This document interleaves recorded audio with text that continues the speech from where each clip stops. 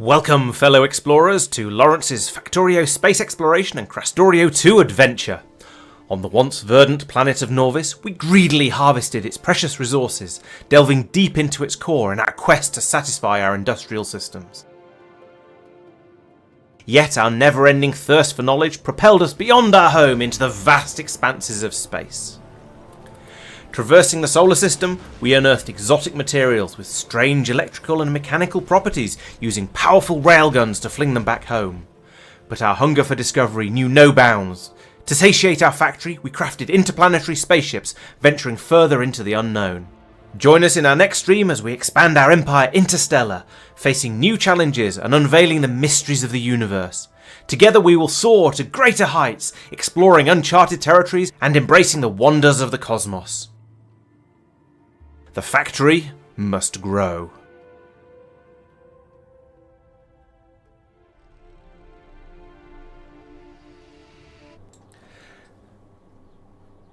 Hello everyone and welcome back. Yes, we are back after and I'm already clicking on the wrong things. There we go. I am back after 2 weeks away on holiday. So it's been 3 weeks since I last played this game, and I have I won't say I have no idea what I'm doing because it's been a little bit of a while. So we are going to be trying to work out what on earth we were doing last time, and then trying to get it all fixed. Fortunately, I made a to-do list, and you'll all be very, very pleased to know I found a modification I can make to OBS, which allows the to-do list to automatically hide itself after a set amount of time, and I think I've got it set to about 30 seconds. So this hopefully means I'll be less likely to leave it on screen for quite as much as I used to. So anyway, yes, hello everyone, hello Doopy and Tiger, Valerie, Regular, Johan, Jetro, and I think that's everyone in the list there. Thank you. Well, hello everyone. Welcome to the stream. Thank you for joining in. It has been a little while, and also special thank yous to Tiger for resubbing. So 2 months. Yeah, nice. Thank you very much. And to Marc, who's resubbed again as well. That's now 20 months. Crikey, that's been been a while, and apparently that means we've got a hype train running, or had a hype train running. I don't know if it's still running. It might have derailed itself now. Oh, and a resub from from Doopy as well. And yes, thank you very much. I did indeed have a great time away. It was a big holiday. Saw lots and lots of Japan and travelled lots and. Had a great time. I put a load of photos on the Discord, so if you'd like to see, they're still on there, and I will happily talk about it as well. And thank you for the resub to Tristan as well. So that's 26 months. Crikey, that's a long time. And yes, that meant we've achieved a level 1 hype train. What even is a hype train? What does it mean apart from the fact that it just says hey you're doing well at getting subscriptions and things? I don't know. And also finally, at least for now, thank you very much to Johan as well for 16 months of subs. That is also a very, very long time. I'm very, very, very grateful to all of you, and looking forward to doing another. I don't know what's the longest, another 26 months of streaming.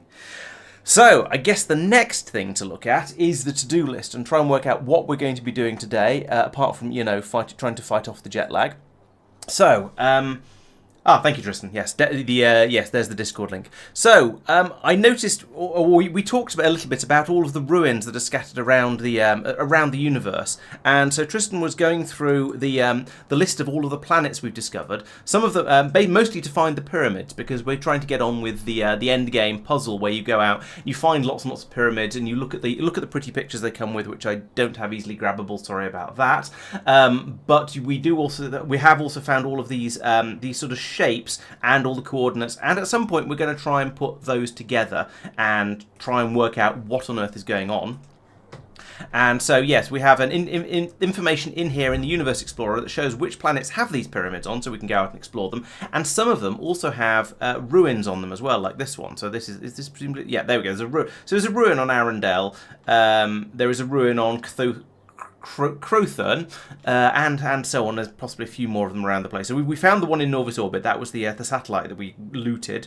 There was one out in Fenestra, which we've again looted. There's this one on Anathema, which we've gone out and again looted. You'll see a bit of a theme running along here. So yeah, there's a few of those that are probably going to be worth going out and having a look at, see if there's anything useful out there, if there's any interesting information, and just generally what's available. So that's the ruins. That is sort of a sort of a filler thing. It's something we're going to go off and do as and when we have a bit of a gap in other things and just want to go off and do something a little bit different. I need to add the naquium input limiters for the other set of centrifuges. Yes, so that's over on Talos. Let's bump that up to a priority 2, and that'll just get rid of all those places I don't really care about right now. So over here, yes, last time I came in along here and I put in... yes, this system down here which is supposed to stop the inputs flowing in if we fill up completely on crystals. And the idea of that is it will stop these belts along here overflowing when we have too much stuff, and that means I can probably get rid of that belt across the top there now. We don't need that anymore. However, there is a second set of crystallizers over here which are pulling in exactly the same way. They're pulling in all of the inputs and they're producing a supply of crystals. But again, if the crystal supply backs up, then we need to turn that off. And so that's this belt that comes down here. How am I going to hook up to that one? I guess I could hook it up to the same one as over here. I'll just bounce across the belts. Or alternatively, let's just go from down here, and we'll take a red belt from here. And we want to go from here. Let's link it to there because I don't know where else to put it. And then also to down here and here. There we go. So we want you to do a read belt content and hold it. We want you to not do anything, just let the belt run. We want you to not do anything, just let the belt run. And then we want you to enable the belt when there is fewer than 8 crystals on the belt. So when there's fewer than 8, like that, then the belt can run like that. There we go. So now, if this belt backs up all the way along here with crystals, then it will stop all the way up to here. Then it will stop this belt running, and that will mean that we'll never get into the position where we've jammed up all of this stuff along here because we've got far too much of it. Good.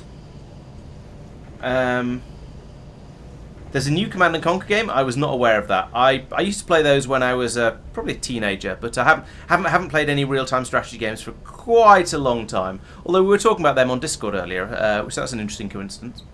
Right, so that's that problem fixed. We now have I've now sorted out the naquium input there to make sure that doesn't jam again. I still need more naquium spaceships. Yes, I probably do. We do have a nice healthy supply of naquium coming in, or at least a large supply of crushed naquitite coming in. However, yeah, if I look over at Stardust, I'll turn that off manually. If I look over at Stardust, we see here that, yeah, we've got full warehouses over here. All of this is jammed up now, so this means we do need more spaceships to be coming in. What I would quite like to have is not press that button. Was it that button? Yes, that button. What I'd like to have is always have at least one spaceship queued trying to get into Stardust, because at that point I know that I'm taking the crushed naquitite away as fast as it's being dug up. So that would be good. So I think that means we need to go back to Norvis orbit down here, and I need to copy and paste another one of the spaceships into my new convenient docking position over here. Oh, which I already have done. Excellent. So there's one. This game is running really slowly. I'm getting like 10 frames per second, but 35 UPS. That's weird. I don't know why this is running so badly. Anyway, let's try and keep going. Hello, Mike. Welcome. Right, so I've got this ship built up here. It is not quite hot yet. It's only at 8,300 degrees. That's probably hot enough that I could just bounce it over to the correct place, over to the Stardust docking platform here, and just get it going. Because the ships do only use about 500 degrees in their entire flight. If we look out here in the Norvis sphere of influence, you can see here we've got Stardust and the Order of the Asteroid on its way in, and it's still at 9,700 degrees. It's only used 300 degrees in the time it's been flying back and forth, so that's fine. Now, it would be a good time to move that over. Yeah, it probably is because it's trying to draw too much. Yeah, I think you're probably right, because yes, when I switch out of map mode and start looking at things like this, it does drop a bit, but oh, that's quite painful. There's not that much stuff on screen.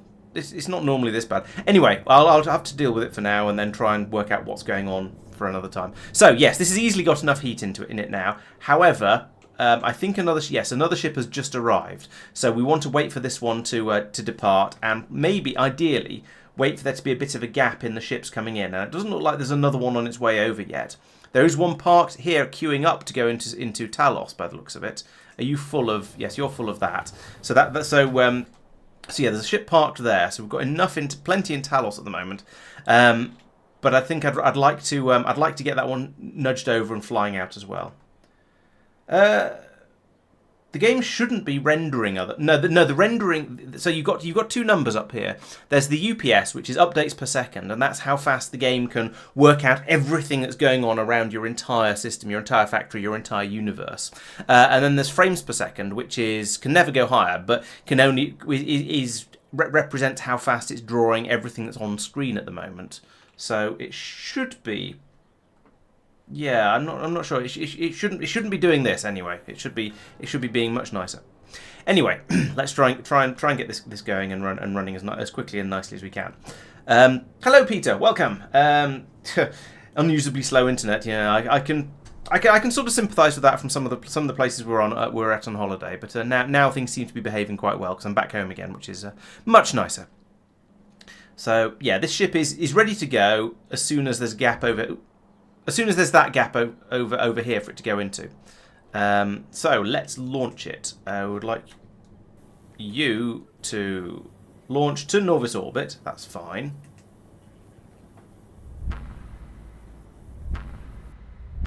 Like that. And then if you could anchor to Norvis orbit as well. For some reason I seem to have to do this bit manually, and I'm not 100% sure why. But never mind, that is a thing I can do. So I'll put it in. This is the right place. Yes, this is. No, this isn't the right place. Yes, it is. Why is there naquium ingots being taken away from the Stardust spaceship? I think that must have just been because nothing gets taken away from the Stardust spaceship here. That's probably why. So it's sort of a. No, I'm very confused. I don't know what's going on here. It's the right place anyway, so I'm going to put the ship in here, but I don't know why it's set up quite like that. Probably just because it was a default or something like that. There we go. I think that was my understanding of what was going to be delivered there. Oh, okay. And then you either changed or said that wasn't your plan. Fair enough. Hello, Screeve. Welcome. Yeah, I think you're quite right, Doopy. They're just as we say, they're just not in use. So we've got an empty station over here, but that's fine. That'll work as is. Right, so that can now fill up with some sulfur and then head off to be as another Stardust ship. So, as is traditional, we need to name this ship. At the moment, it's called the Red Start, which isn't particularly appropriate. So, I would appreciate some sort of punny name that starts with the word star. So, go chat, be funny for me because it's far too. I've no idea what time of day it feels like at the moment, and I can't be sufficiently puntacular at this time of the evening. Right, so that's at least one more, what do you call it, starship. Stardust Enterprise. Yeah, okay, I like that.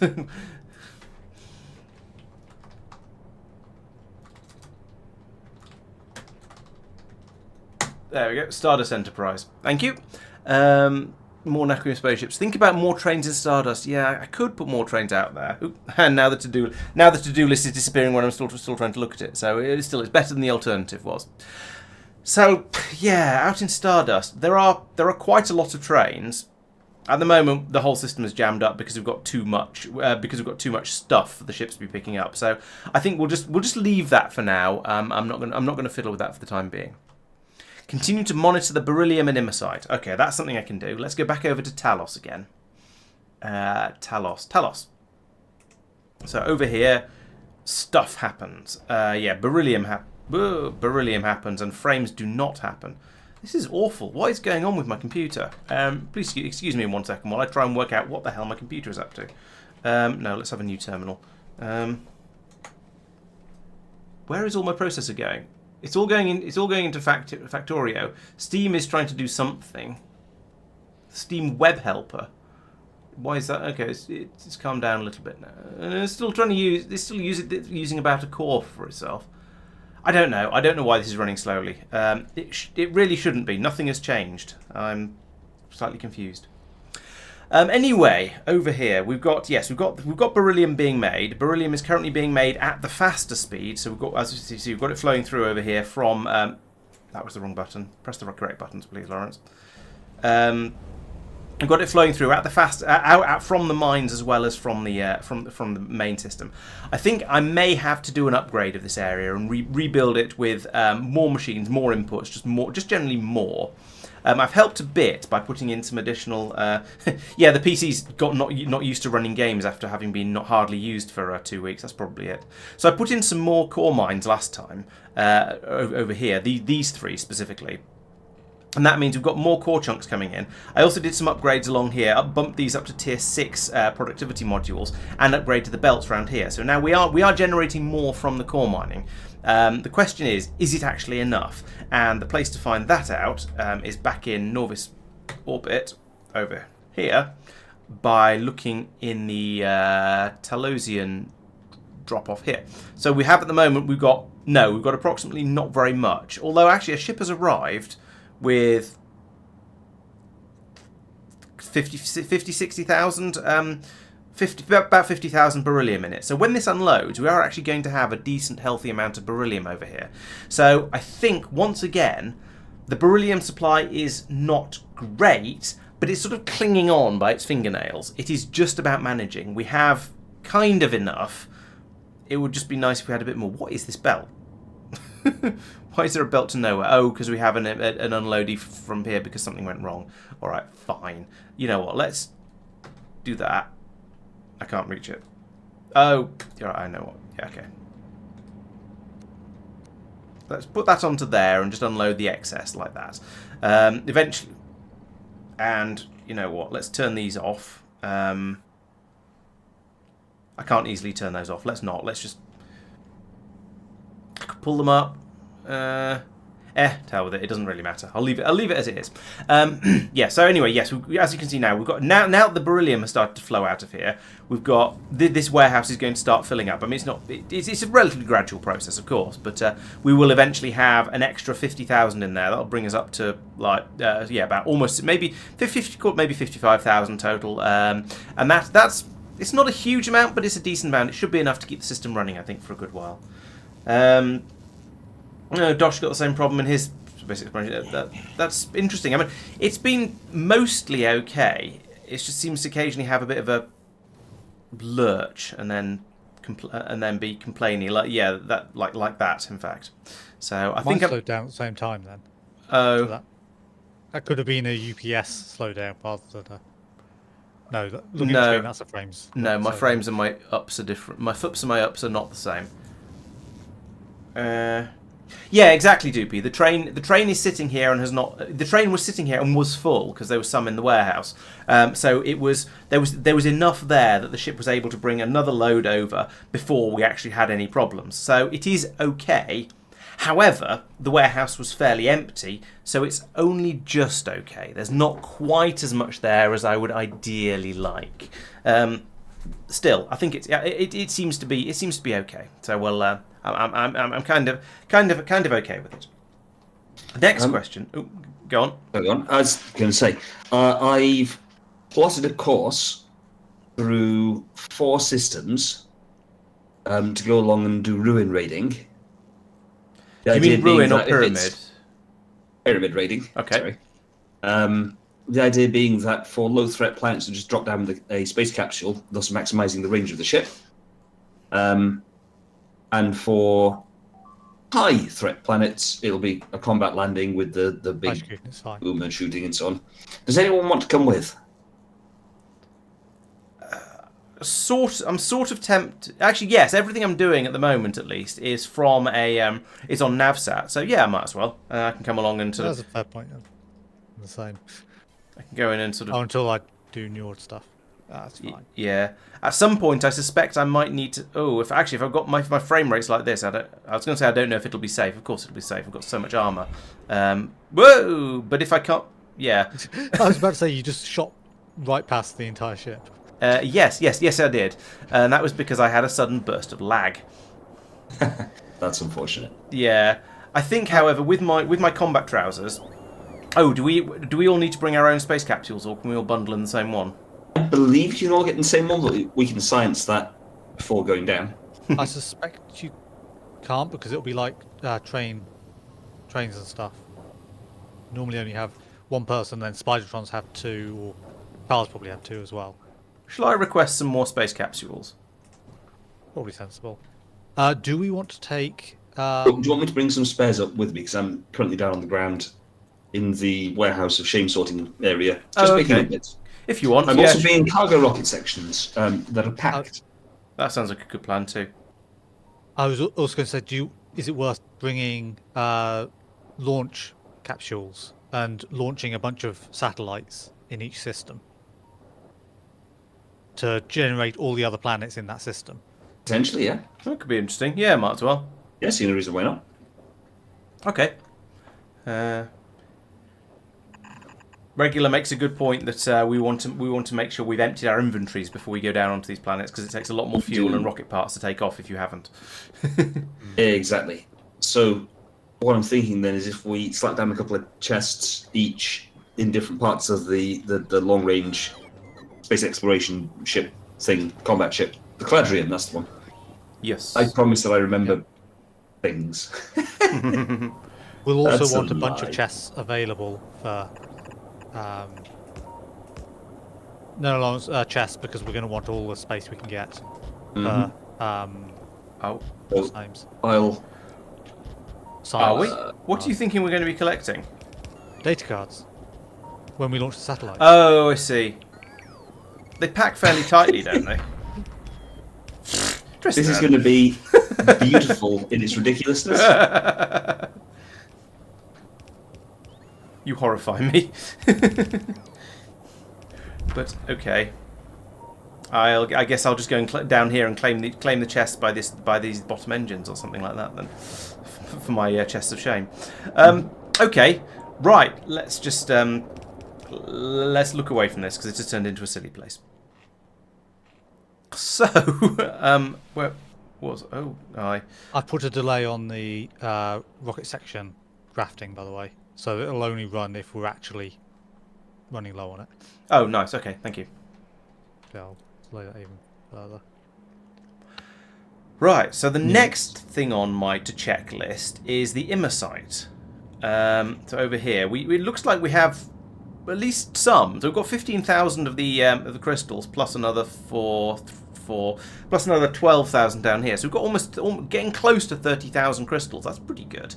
And over here on the other side, we've got 10 plus 50. We've got about 15,000. Oh, plus this warehouse down here, so another 16,000 and slightly more than 30,000 of the crystal. So we're doing quite well for the imite at the moment. It looks like we have a healthy amount of it.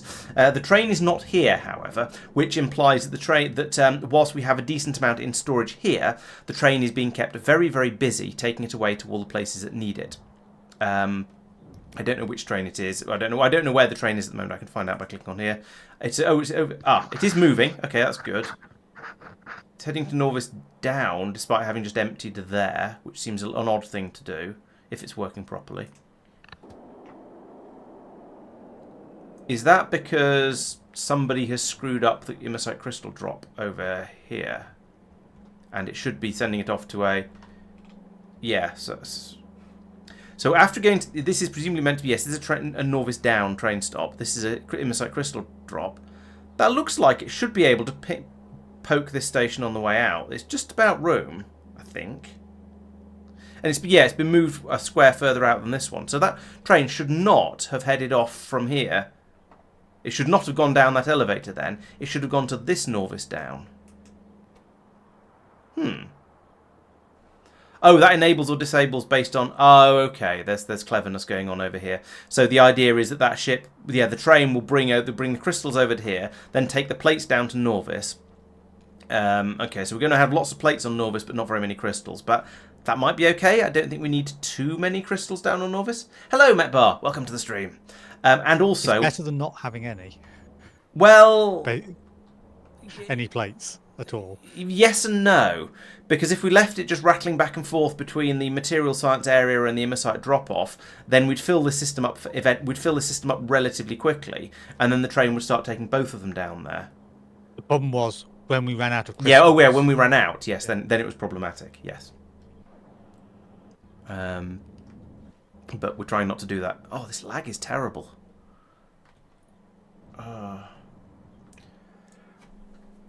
Connor, that's an interesting question. So you will know what is where there is naquium available, for example. So you could look at, if we look at, say, Stardust, because that's somewhere that has naquitite, you can see that over here we have there is naquitite available out there. However, you're quite right that then once you go to this place, it is then somewhat tricky to find your naquitite patches, because we look at that one and it goes rare metals. They're all they can be fairly difficult to see. So we've got the factory search mod down here, so I can push that and then say I would like to find naquitite that is no, stop that. Where's the one that's on the ground? Entity? Yes, resource patches. So I can click that one. It'll search, and in a moment or three, it'll come back and tell me where all the patches are. This may take a little time, but the idea is the search will then find all the patches, tell me where they are, how big they are, and I can then click on them, and it will show me the patches and tell me what, and I can then decide which ones are going to be worth going out to find. Unfortunately, when you do click on one, oh look how much that train's jumping each time it moves. That's horrifying. Unfortunately, when you do click on one of these patches to say yes, I would like this 3.5 million patch down here, please. It zooms in on it, so you then have to go, okay, well, where is that? And go back into map view. But that's not too bad. So we know there is a nice, healthy naquium patch there, or naquitite patch there, for example. So that's basically how I find my patches. It wouldn't be so bad, Pershi, if the UPS and the FPS match, or rather because yeah, it's. Yeah, it wouldn't be so bad if the UPS was low, if the FPS was up high, because it's more. The problem is the other way around, because my FPS is low, because apparently my computer isn't able to keep up for goodness knows what reason. I don't know why it suddenly started being a problem. It makes everything horribly laggy and just difficult. Yeah, so that's not ideal.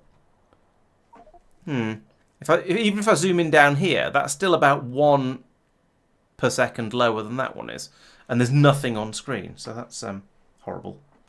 Oh, and we're going to have a coronal mass ejection hit Taishikuten in 5 minutes, so that'll be fun. We can go off and watch that when it hits. Oh, and thank you for the resub NX3, much appreciated. So that's 5 months, nice, thank you. Very much appreciated. And apparently the hype train completed at level 2 and 50%. So I'm yes, I'm not quite sure what that means. As I said, I guess it's just a sort of an encouragement to try and keep the subscriptions rolling in, which is definitely something to be fond of, to be in favour of. Okay, so what was I? Oh yes, that I was looking at the imite beforehand, so wasn't I? So we have a healthy supply. Well, we have a healthy supply of the crystals, especially, and we have 12,000 of the plates. So that seems to be going reasonably well. Over here, we are waiting for more rare metals to be brought up in order for this spaceship to be allowed to leave. At the moment, it's not allowed to leave. Actually, here we go. Here's the rare metals flowing in. So we do have. Wait a minute. The lag is making it so I can't tell where I'm trying to look at. Is it this one? No, Taras, here we go. Okay, so we did run out of rare metals, but now we've got a supply of them trickling through again. So in a little while, once we've got another... no, that's 40... Well, once we've got up to 40,000 in this ship, which is going to be a while, because we're only at about 15,000 at the moment, then the ship will be allowed to depart again. That's slightly concerning. I mean, I feel like... Yes, okay, we've got 2 belts worth of rare metals coming along here and going into this system. It doesn't really feel like enough. We're just... Oh, and it's all gone already. Yeah, so this is why one of the things I was considering is, I think, is setting up a separate train for rare metals. So this one is a separate sulfur train. This one... Okay, the train is bringing up quite a lot of rare metals, but it doesn't seem to be enough. When we have a ship that's trying to take 40,000 away with it every time it goes, bringing it up a train at a time and having a lot of the space taken up by glass and other things as well is a little bit, yeah, horrible. Yeah, I say I don't know why my computer is so bad.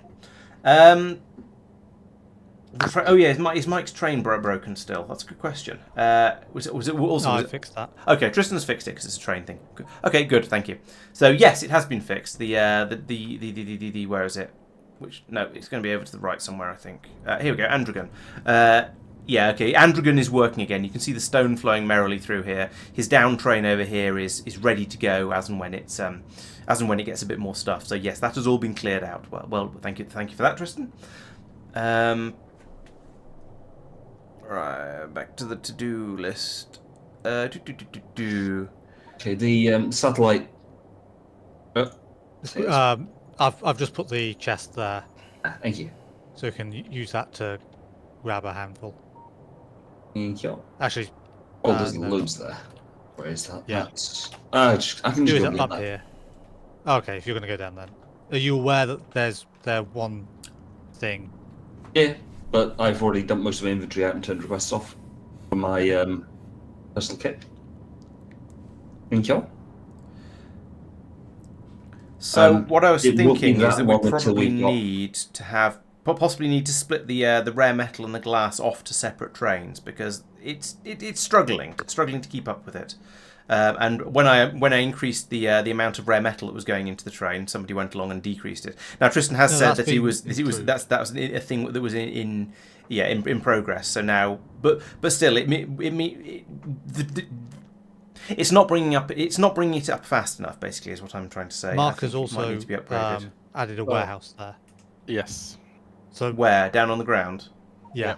So it's buffered here, quite a substantial amount. So Right, The train okay. really, So the train can leave more or less well, it loads up as quickly as reasonably possible and then leaves very quickly. Okay. Yeah. And but I did a scaffolding extension at the spaceport to add separate stations as well. Right. To just support that if someone wants to add that. Otherwise, Yeah. I'm gonna steal the trains from Mike's system because he's bringing up glass and rare metals as well. Yep. Okay. He's also bringing it up in a mixed train though, which means it's probably not going to be Yeah. enough throughput. It's not hugely fast, but at the same time, it works on the premise that the buffer fills slowly, but fast enough. Yeah, the problem is the imite processing gets through a lot of rare metals. So each time the spaceship comes in, it tries to take 40,000 away with it, and that's quite a lot. Yeah, that I accept wholeheartedly is a challenge. I mean, the system is designed for a little amount of a lot of different things. Yeah, and that's. So I think so if we take one of them, if we take the rare metals off this system, then there's probably going to be enough throughput for the glass, I think, because glass. No, I don't think so. Oh, you still don't think so? Because that train is then going to be bringing up basically just glass, Only glass, yeah. and a little bit of cable, a little bit of ice, but basically it's just going to be glass. We could put two trains onto the route. That is a possibility. They have a tendency of getting stuck in awkward places if you do that, though. And by Are you awkward actually places, I needing mean over glass here. long term, Marc. 'Cause I thought it was Yes. okay. For the dark green bottles. Yeah, there was some comment about it being in a weird state at the moment because in the process of being set up or something. I think. Dark green bottles need So- a lot of glass. Yeah, so I'm making the glass from core processing stone, but not from mined stone currently. Yeah, so I think this is gonna be a long-term solution. We have to bring just more glass there. I mean, potentially stupid question. If we need bulk transit of a particular good, we could always set up a dedicated bulk transition route. You mean like I did with the sulfur, and and that's what I'm talking about doing with the rare Yeah, metals. Do you mean spaceship or trains? Why not both? I was actually thinking space elevator, where you have a dedicated bulk goods space elevator that has a much Oh. longer cargo wagon, so it just hauls stuff up in great quantities. That's an And interesting you say, point. Yeah, "Nothing because else is allowed." yeah, we are. I could. We're potentially slightly limited by the fact that we've got these 1-2-1 trains going through here. If we upgraded them to something much longer, we would get it through a lot in much larger quantities. Unfortunately, that's not really. Well, I was going to say it's not feasible with the setup we've got here. I mean, I could put in something dirty with a second train running parallel to the track along here or something, just filling up with massive The- quantities of rare metal. Why not have a whole new space elevator, the equivalent of there? I don't know if that's going to work on the ground. The in between is just use the secondary elevator. Yeah, And we have the keep them as 121 trains, but it's a lot closer to the spaceport now. That's Yeah, true. Yep. That's a good idea, actually. Let's start sending some of those through the secondary elevator, Essentially, and have anything another that drop-off is- station. Yeah, Anything that is single resource Yeah. should probably be being put over there instead. So I'll add the stations at the spaceport, the train stations, if someone else wants to set up the system on Novus. okay. Yeah, I'll set up another train stop over here to get rare metal brought in and to dump it into a train to take it up to space. Okay. I'll do that. There's plenty of room down here and plenty of stations and things. Well, that's not actually true. There is room for one more ground train and 3 more space trains. And then more space trains could be added. More ground trains can't be added without moving the stacker, which is a little bit unfortunate. Stack can Yeah, be moved. But the stacker can be relatively moved. easily. Yeah. With the Caladrian, we're loaded up for 44 now sat launches. Flash-Guten's being hit. Yeah. I just saw that. Wait. It's not easily findable. Touchguten, that one. Oh, I forgot to trim it. Never mind.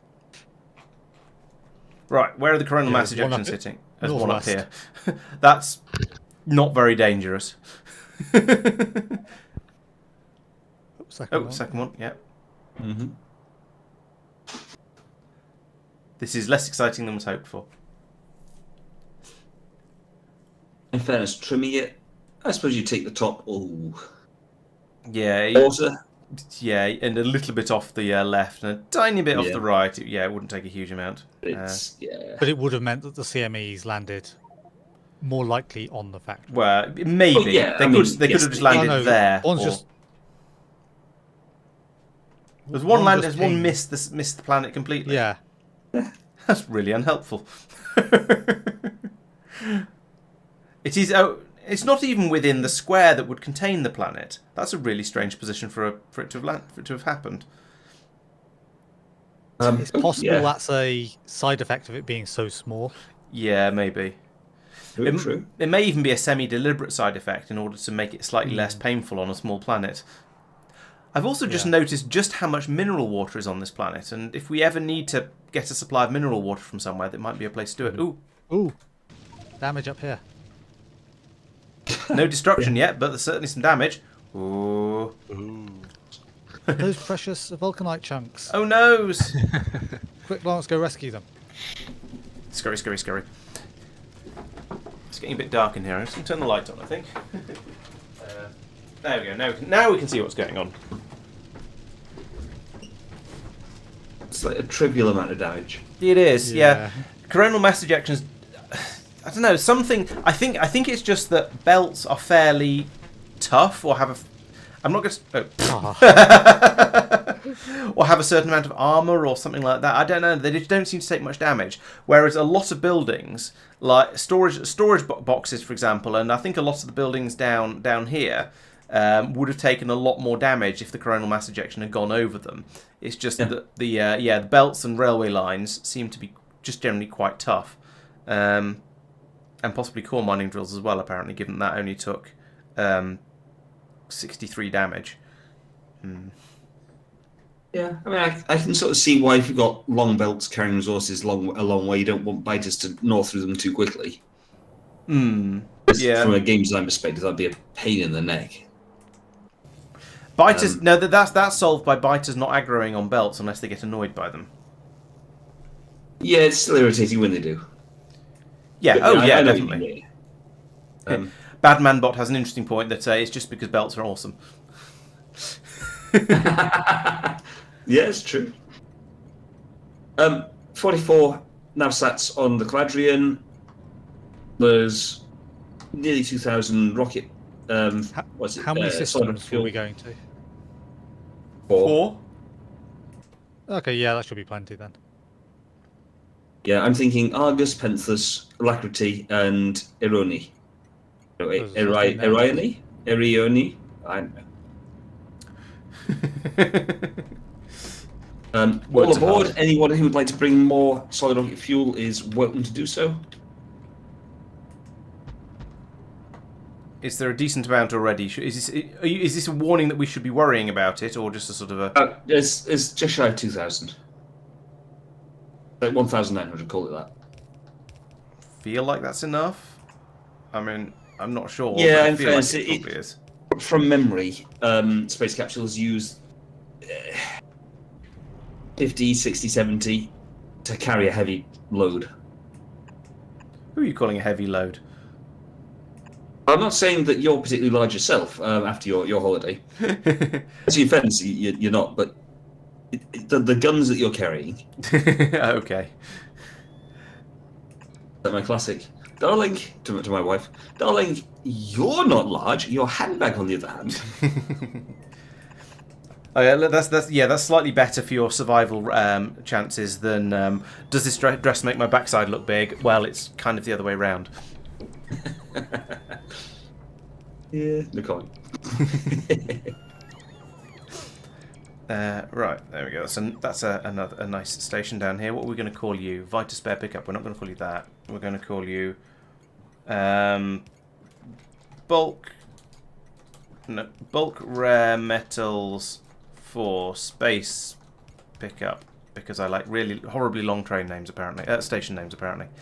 And then you up here are going to be a rare metal drop. Is anyone not on board who wants to be? There's Laurence. This one. Tristan's here. Are you on board, Marc? No. Shall I? You want to be? I'm currently at... It's up to you. It depends whether you want to come along and fight some pyramids, basically. No, you don't sound very keen, so you know what you I don't think you want to be here, guys. Feel free to stay behind. In 2 minutes. Give me a second. Okay. Right, so there we go. Now we can drop off the rare metals over here. This is going to steal trains, so I should set this to not always be active. Let's put a pyramid? No, let's put a pylon there and a pylon there, and then I can run a cable along there and turn the station off when it's got more than in it. It's going to take quite a lot of trains to fill this up because it's we've got a whole warehouse here and a whole warehouse down here. But that's fine. Maybe I should limit them a little bit. I don't know. 4 trains. Oh, there are. There's 4 trains carrying rare metals around by the looks of it. I was going to say that seems to be enough, but they're all busy, so maybe it isn't. We'll see how it goes.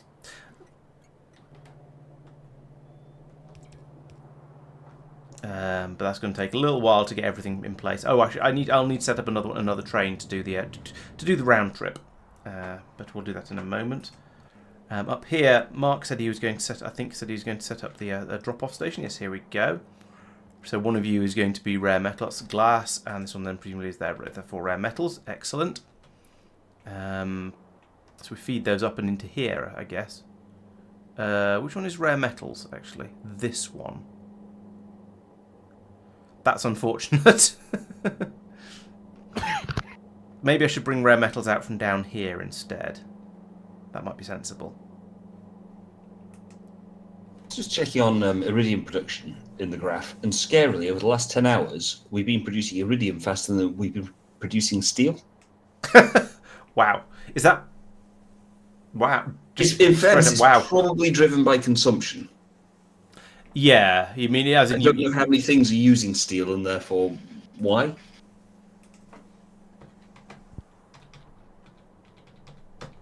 That's my guess. I mean, I might be wrong, but yeah, the steel production is probably not running absolutely flat out. Yeah. Yeah. We're not using cranite anywhere, so I'm going to turn that into rare metal instead, and then bring the belts over like this. There we go. And then at some point I will remove the rare metal thing from here and here, and then we can feed the rare metal through there. And that means I can then feed these belts from here. Let's check it again. Yes, that is rare metals. You're connecting it, yeah? Yes. Okay.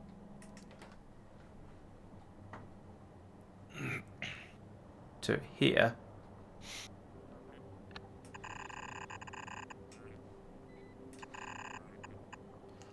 I was thinking about building the deep space loaders, maybe. Yeah, and we weren't because they were horrendously expensive, but Yeah. I suspect they're not actually that expensive at this point in the game. We've probably got Yeah. past that now. I can't remember what goes into them. I think it was just enormous quantities of a few things, but it would be quite nice because it would mean we'd then be able to just do some easy upgrades of things to ridiculous levels. Yeah. I mean, my gut feel is that the things that are legitimately horrendously expensive are Are also horrendously useful. few and far between. Most of it is just this is now irritating to get in quantity, rather than it being prohibitively expensive. Yeah, Yeah, you want so it doesn't 2 matter million. that it takes all of that stuff. It's just going to take a little while for it to all get filtered through. So we can make them as fast as we can. However, we need to be aware that it's going to take that we're not going to have them coming out particularly quickly.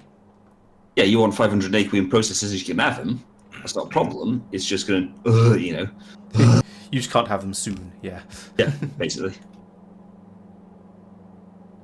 Which, I mean, looking at the tech tree, genuinely, we are pretty much at the end. Yeah. There's 4 red items. 4 red techs. So 4 techs got prerequisites. Okay, yeah, there's 1, 2, 3, 4 rows of yellows and then 4 more. How is this on a row? 7. I'm too tired for mental maths. 7, Yeah, there's 28, not a huge amount of actual new tech to unlock. However, there are quite a lot of the semi-infinite ones that are going to be enormously expensive. Yeah, so there's 36 techs in total, which are not green. And as you say, there's the infinite ones or semi-infinite ones. Yeah, infinite we're not going to bother with, but the semi-infinite ones we need to decide what we want to do. How far we're going to go with them. For example, mining productivity 17 takes 54,000 of lots of tier 4 stuff, like tier 4 deep space and tier 4 bio and so on. Yeah, I mean, I know we said at the start that we would do all non-infinites. Yeah, that's why I've been sort of saying in the videos and possibly on stream as well that some of these, they are sort of borderline infinite as far as I'm concerned. So I think they sort of count. Yeah, that's fair. I mean, it's one of these ones where, being sort of brutally honest, there's a certain amount of when in my mind when it's suggested. Yeah, as much as I enjoyed the series, it's definitely. If it goes on for another year. Yeah. Whilst in theory we could then go off and upgrade the. Why are you guys not? Oh, these are not loading. Right. Well, yeah. Whilst we could in theory go off and upgrade all of the production of everything, I'm not sure our UPS and computers could cope with it. So yeah. Yeah, I mean, we could go off to another solar system and make mega-based factories on every single planet, but. Yeah, please no. Yeah, exactly. I think there's a limits to the sanity level. I suspect we might have to go out to another system and set up more naquium mines. And one thing I've been thinking, but I haven't actually said yet, is I think maybe we should try and research arco chests fairly soon, and just in the interest of sort of completeness as much as anything else, go off and put in a arco-link storage link, taking either naquitite or crushed naquitite from a from another asteroid field back to Talos, and so we can double the amount of production we've got there, and then maybe double it again. But yes, that's the thing I think we should probably do. Not because I think the arco-links are necessarily the best use of arcospheres, but out of sort of a sense of completeness and wanting to do a bit of everything. Yeah, that's fair. Because I honestly think the largest task we have ahead of us is completing the Finestra puzzle. That is, yeah. I don't know how difficult to expect that to be. I think I've said I've got mixed views about how hard it is going to be. My gut feel, I've got a gut feel in my head for what the mathematical problem is, at which point it's actually quite easy to solve once you've got enough information, which is the hard bit. I don't want to sort of just blurt it out in case it's a bit, well, in case it basically ruins the whole thing for everyone. As more information comes available, I'll make a judgment call there about. Yeah, and we have vague ideas, but yeah.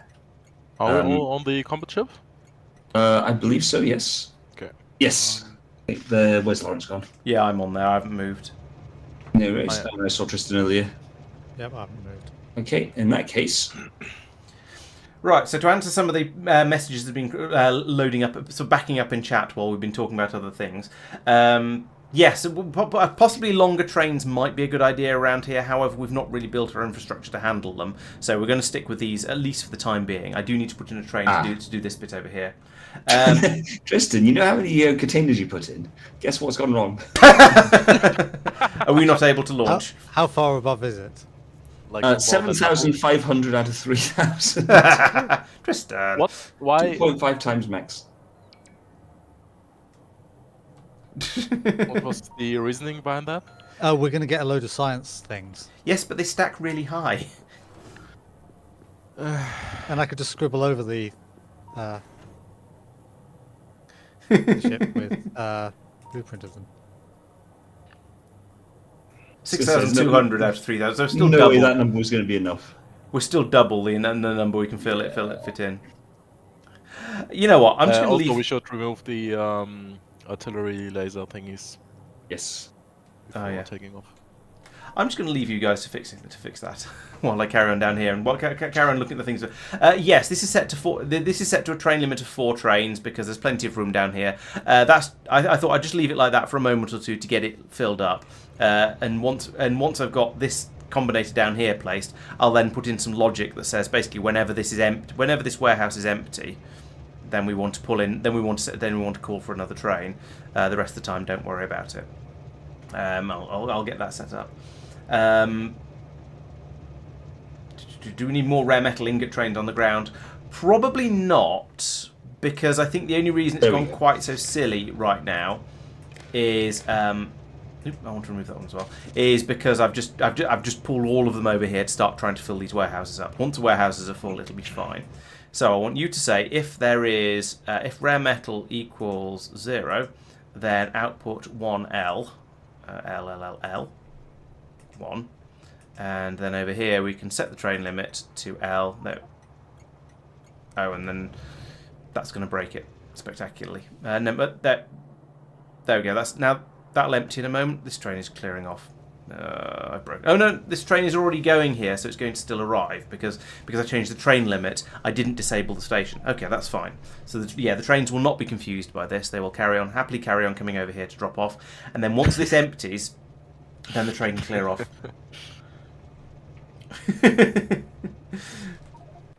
Oh, we are on the way. Okay.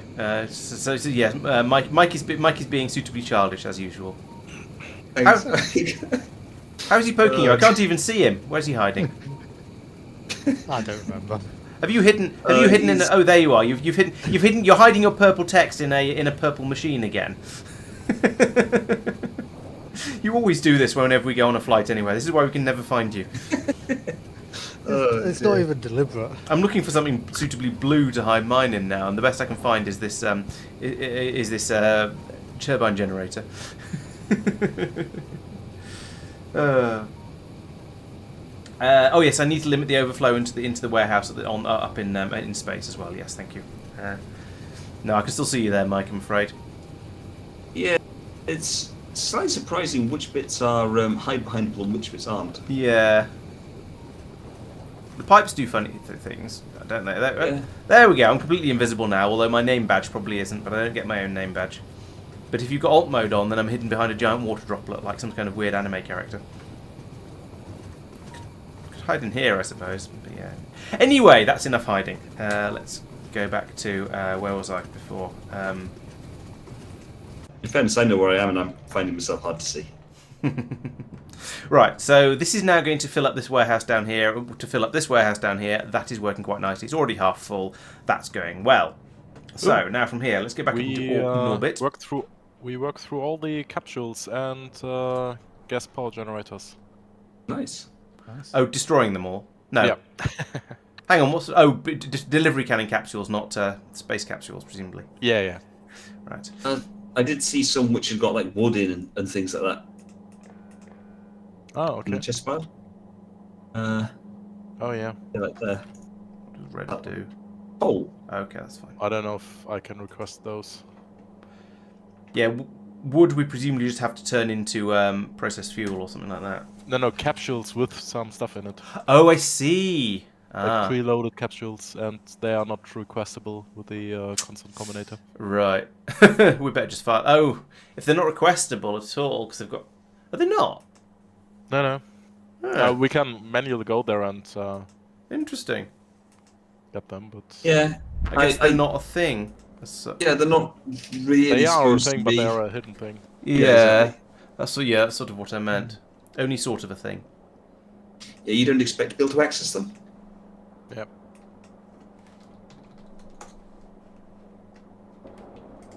Right, so yes, now these belts have been placed, I can put in control systems on them to make sure we don't overload this this chest down here. So that's good. As you were saying, Doopy. Yep, that needed doing. Hello, Chloe. I can't remember if I said hello, Chloe. I definitely said hello to Mike T. I'm pretty sure. I'm not. Oh, I don't know. Oh yeah, you're right. It's linked down there. Okay, that needs to be green cables. You're quite right. Oh, then it'll be linked up to all kinds of other stuff. I need a third cable colour. I suppose I could make it if less than 10 million minus 500,000, so 9,995,000.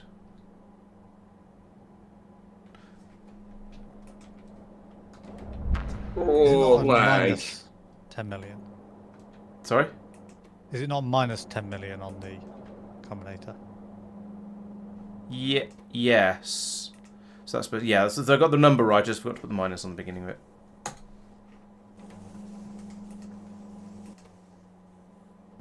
There we go.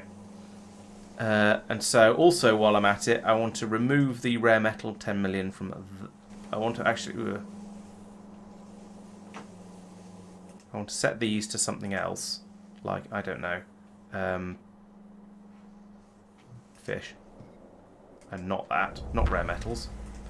And then I want to set this to be not rare metals, so I'll pass them through to here, so they'll come up this way.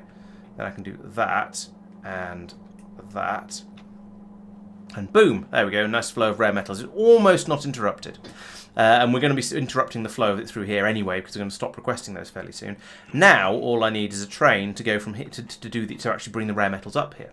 So I can come over here to the train production animatron over here, and I want you to go to. Let's set up the bits up here first.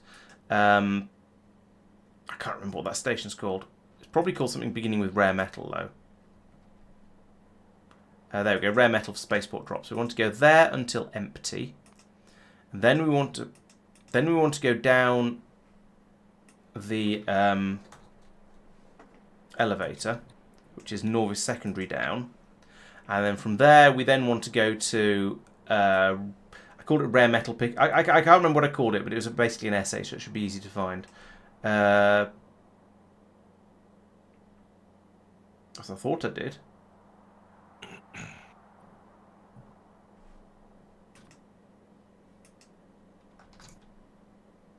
Oh, bulk rare metal for spaceport pace pickup. That's very unhelpful, Laurence. And then I want to add in, and I want you to go there until you're full. Then I want you to go to Norvis secondary up, like that, and that should be good. So let's set it going. And actually, I need to make another train before I forget, because I will forget.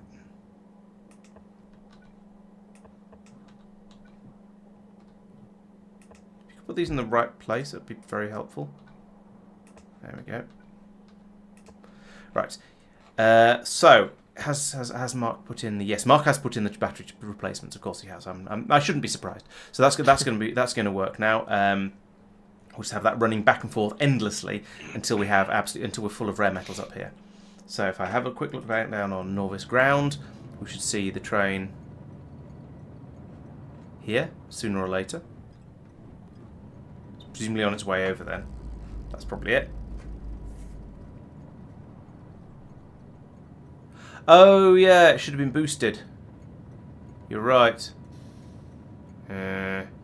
Although it's not going all that far, but still it is going rather slowly. It's funny, isn't it? I'm describing one of the maglev trains as being slow just because it hasn't been filled up with a bajillion extra motors like some of the like the other ones.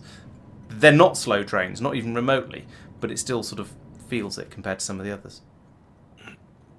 Right, so that's a good healthy supply of rare metals there. Can now go back up into Norbit, and at this point, I'm going to remove rare metals from the shopping list over... Are you the shopping list? You are the shopping list. I'm going to remove the rare metal request from there.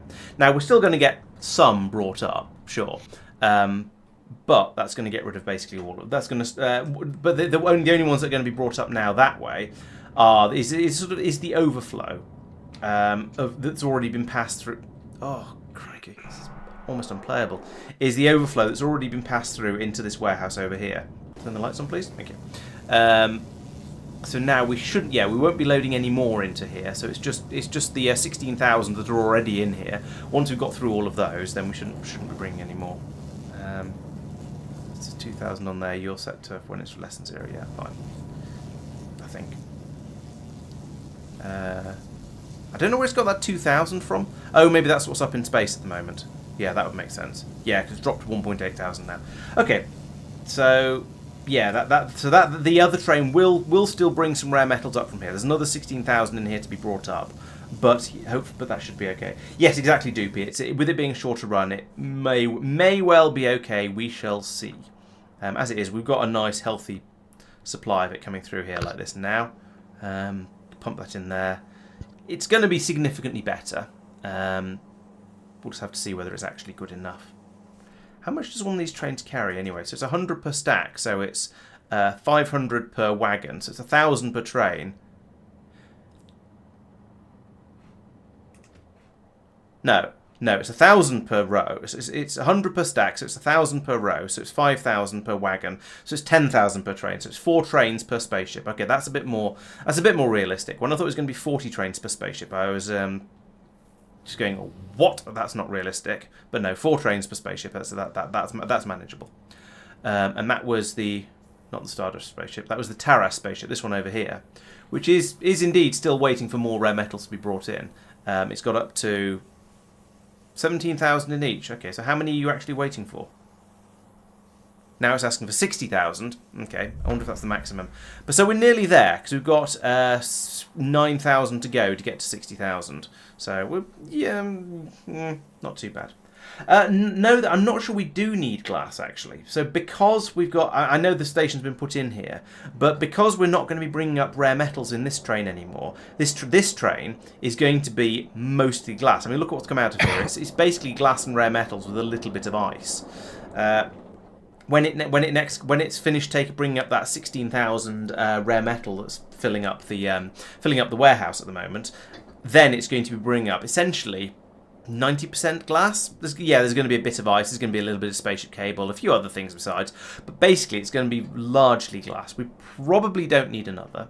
That said, if Marc would like me to set up the glass train, then I can do. I just don't think it's necessary. Well, I think we should wait to see if it's necessary. Sure. Yeah, exactly. So we shall see when whether it becomes a problem, and if so, when. I think. Oh, just got to space. Nice one. You'll get a lot of inspiration from us, lots of clues on how not to do things. So that's great. That sounds good, and hopefully it'll teach you lots and lots of things about the game. There's a little bit of a risk of spoilers, but I think there's enough complexity and novelty, and the fun is in the building, as is always the case with Factorio. That I'm sure it won't be too bad. It won't be too spoilery to have been watching the series. At least I hope not. Probably be fine.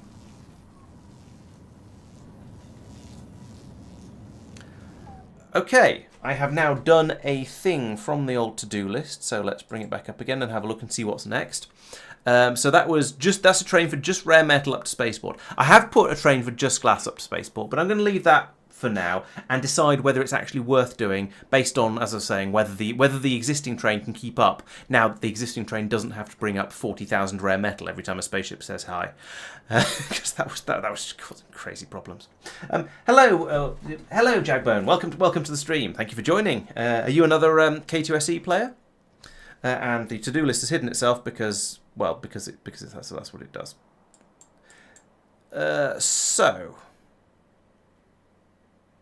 More in imite buffers.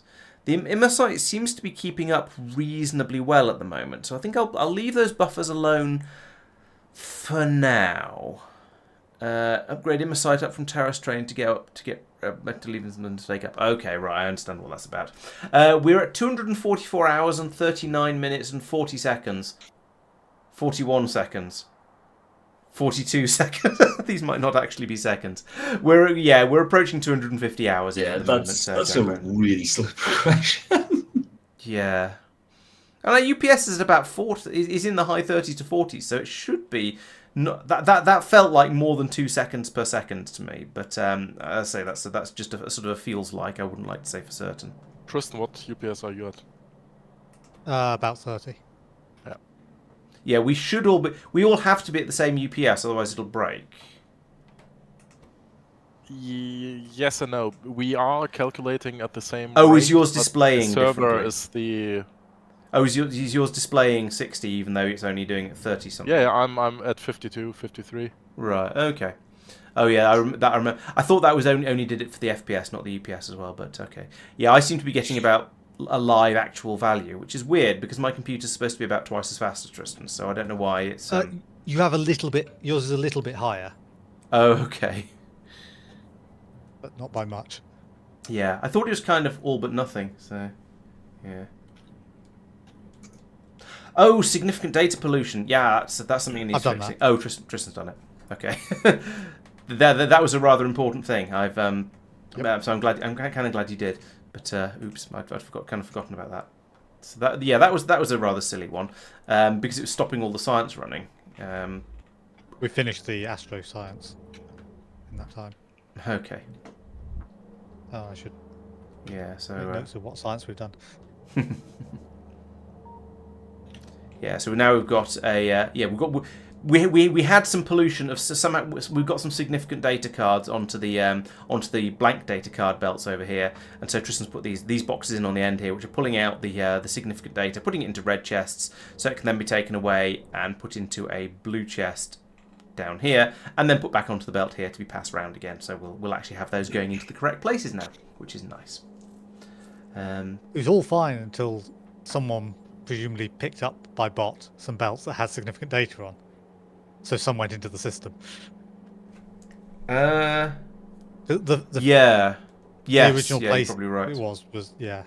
Yeah, I think you might be right there. Yeah, I can see not being able to have a particularly good gaming computer out at sea, Mike. That does makes a certain amount of sense. 120 hours to complete Space Sense. Well, if you remember that there's 4 of us playing, so if we're at 250 hours, that means we're actually at 1,000 hours between us.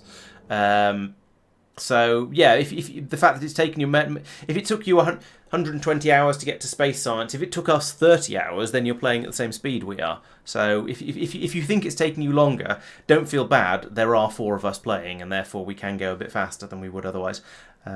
Although the fact that I'm streaming and that means I end up spending a lot of time talking about things slows me down a little bit. But the others can still carry on doing All things. of a stone.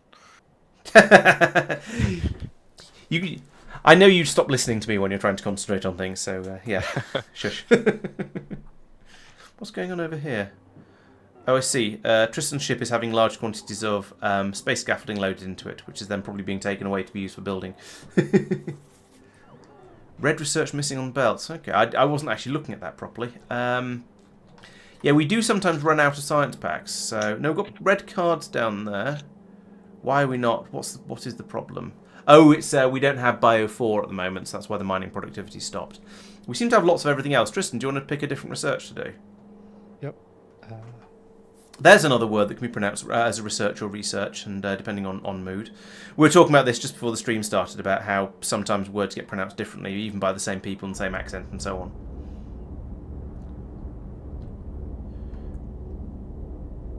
So now, yeah, there we go. Is everything is other than Bio 4 is fine, is it?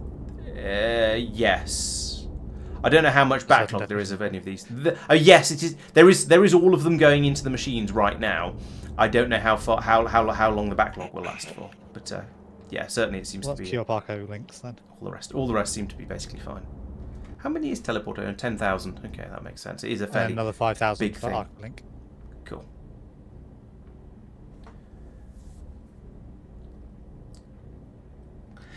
Yeah, I saw someone commented on Discord, I think it was, about they found a Reddit post or a stream or something like, or no, it was a YouTube series of somebody who was speedrunning space exploration. I mean, sure, if you want to do that, then fine. I guess it's not my cup of tea though.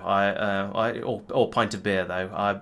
I don't like playing Factorio as a speedrun thing, mostly because I'd lose concentration at some point and then screw up my run just because I forgot to do something or didn't click on something at the right time or stuff like that. So, yeah, not my sort of thing. But yeah, I mean, speedrunning is a very niche is possibly the wrong word for it, but niche. It's a specialist thing. Interest. Yeah, yeah. People are interested in it, really love it, but it's really not for everyone. Yeah, I think that's a pretty good summary, to be honest. It's definitely not for me. I find it interesting. I find the concept of it interesting. I don't think I'd find it all that interesting to watch. Although I did see one that was quite impressive. It wasn't there's a term for it. I forget what it is, but it's all sort of speed running, but with massive amounts of save scumming. And there was a video of somebody who completed the original XCOM game in, I want to say just under 10 minutes, but it might have been just under 20 minutes. It was absolutely crazy. They were every mission they were reloading to make sure every shot went perfectly exactly their way and stuff like that. So it was clearly not a fair run, but it was an interesting video seeing the game being completed just that quickly. Yeah. I don't know if you've seen the original Pokemon. I can't remember if it's red or blue. Being completed with it's something like a level 6 Pidgey. In 15 minutes or 10 minutes or something. I haven't seen that one. I do remember Twitch Plays Pokemon. That was quite funny as a concept. Yeah. It is indeed good to be back, Tempe. Thank you. It's not a tool-assisted speedrun. It's a save scum speedrun. And I'm sure there was a term for it, but I can't remember what it was. Why someone? Oh, it was a meteor. Okay, didn't thing, or did thing? No, did thing. It just. Oh, I don't know. What was I doing? I've forgotten. Let's look at the to-do list. See if that reminds me. I will apologise that I might not be quite as sharp as normal today because I'm still a little bit jet lagged. Part of my body is convinced that it's about 4 o'clock in the morning at the moment. Imite train. Oh yes, I was looking at the Imite train up from Taras. Right, so over here there is a train that comes down here to pick stuff up. I mean, at the moment it's not quite so vital because we have so much stuff waiting to go up. But there is a train. In fact, there are two trains here that will go down to Taras. They'll sit at Taras until there's 5 seconds of inactivity and there's a blob. I guess the blob means is the train full detection, and then we'll head back up again. However, the problem with this is that they might not go down when there's if we run out of rare metal on the ground but have some available up in space, the trains might get stuck on the ground, not go up to get the rare metal, basically. So we have a system up here that reads the rare metal levels, presumably. Yes, here we go. So we know how much rare metal is up here. It's being fed into this thing. Currently it's none. Are you connected to these warehouses? You're not connected. Oh, yeah, you're connected to that one, though. That's good enough. So if we say, what signal are you sending? You're sending spaceport to Taras. Okay, that's weird. So presumably this is also spaceport. No, that's from Taras spaceport to Taras. What the hell? What are you? You're spaceport to Taras. Where's from Taras spaceport to Taras then?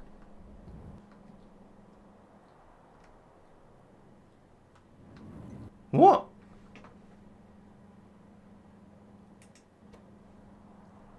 So spaceport to Taras. Down here we have also spaceport to Taras. So we've got two transmitters. Fine, those are the transmitters that are sending it back to Norbit, I assume. No. Norbit. To the Taras spaceport, which is here.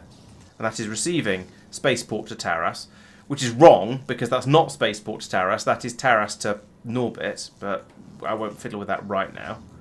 And then we've got from Taras. Oh, this is this spaceport to Taras? Yeah, okay. So this is from Taras spaceport to Taras. So this is right. This is sending out the signal that's telling it how much imite we've got here. Right. So I don't want to mess with that one because that is important because it's telling this how to run, how much to load into the trains. Fine. But what I do want is a receiver down here that will dispatch. Do I have another receiver available? Let's find out. Taras. I do. Excellent. So we can put another receiver in here, have that pick up this signal, and if there's any in space, then we can send the train off to go and get it. Oh, pass the signal through the elevator. Yeah, that's a much easier idea, I think. Yeah, that's a good idea. Let's do that. So I don't need that. So what I need to do is then go back up to Tarorbit. Okay, we've arrived in the orbit of our first planet. Ooh. I shall come see you in a moment. I need to run a cable down to here. Where's the elevator? Oh, it's up here. That's kind of convenient. So it's you're the one that's being sent into here. Oh, but that's also getting the subtraction happening here of -60. So on here we are seeing currently -56. Right, okay, well we can deal with that. If we take this signal from here up along here,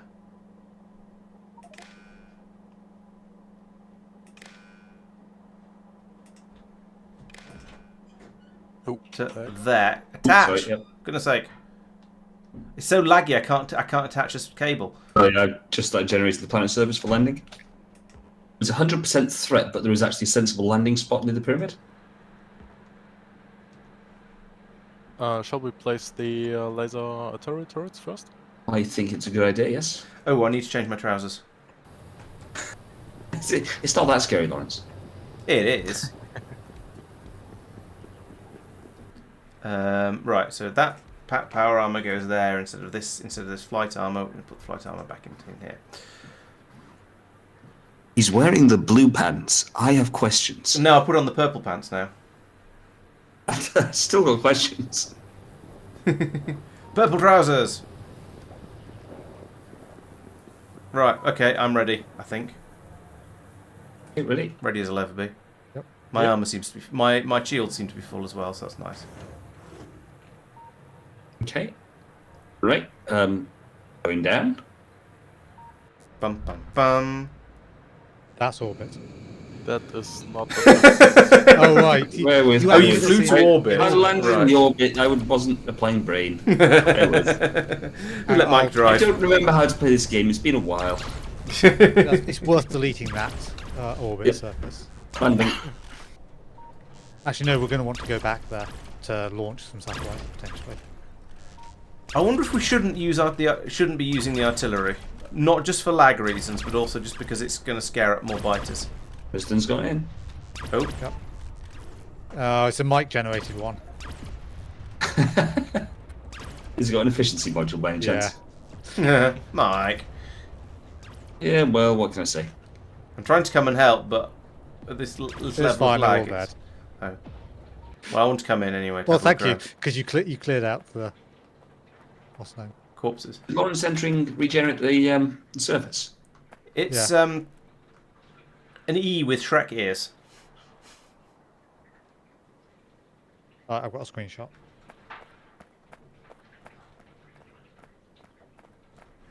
That is an E with Shrek ears.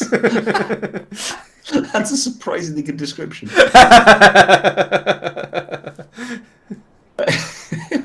What has been seen cannot be unseen. And this one's a guy running around with no head. You know, so headless chicken kind of thing. This appears to be some sort of karate guy. I reckon. Do we want to leave and take off rather than? Yeah, this one here. Oh, that's a very smart one. Yeah. Okay, so that breaks the theory that I had previously. But that's fine. That's what theories are for. Okay, do you want Can't to get in. back up to orbit to launch some rockets? Is there another planet to go to in this system? Let me in. Let me in. 3 planets in this system. I deliberately picked ones with multiple planets. I think this was the worst system out of the 4 in the row. Yeah, let's go before we use all our ammunition up. Yeah. Orbit or next planet? Go to the next planet. Next planet, hang on. Whoosh. Bear with, got to look his name up. The planet's called Sneck as well. Why is the planet called Sneck? I don't know. Do you think we can take off before any of these biter attacks get to us? Yeah. The next planet is called Bish. Is this Well, the is first this a bite solar of the is this a solar system of bad imagination when it comes to planet naming? I'm a sin then. Oh no, the Wait, biter launching. attacks reached us. Yeah, please take off. What? Yeah. It's quite good smash and grab technique, isn't it? If we can land, kill any biters within laser artillery range, and then deal with the pyramid, and then take off before any of the actual attacks get to us. I Are mean, we landing on the next one or orbit? I've put us into the actual planet itself, but I can change that to the orbit if you'd rather. Well, it's a what's the Okay, threat? we're now- Do we need? Oh, good point. I've gone to orbit of the next one. The threat is 3%, so we can just do capsule land. Okay, I'll stay in orbit and set up a launcher thing. Okay. There was I mean, it quite a doesn't lot really of take scaffolding up there. any fuel. We can just land there anyway. Oh, is it a tiny planet? Oh, the last Yeah, one we're- was- We've used out of this block of tanks 16%. That's Oh, no, yeah. they pump out actually. Yeah, we've used They pump 16% out, but we've- secondary. yeah, 8 or 9k out of each one, which is not a trivial amount. There's 14 things there Yeah. and 20 along the bottom. Yeah, it depends on the We size. should- It depends a lot on the size of the planet. So if it's a Yeah, tiny planet, we can land on it relatively safely as well. 4,600 radius. 4,700 radius. By the Should we way, put we are... a limit at the Norvis, which is 5,700? So I any mean, less than that, land on. Any bigger than that, don't. I was genuinely doing limit by threat percentage. Because do you need the ship? Yes, no, was the question. It's the laziness. It's flying a capsule, it's not that hard.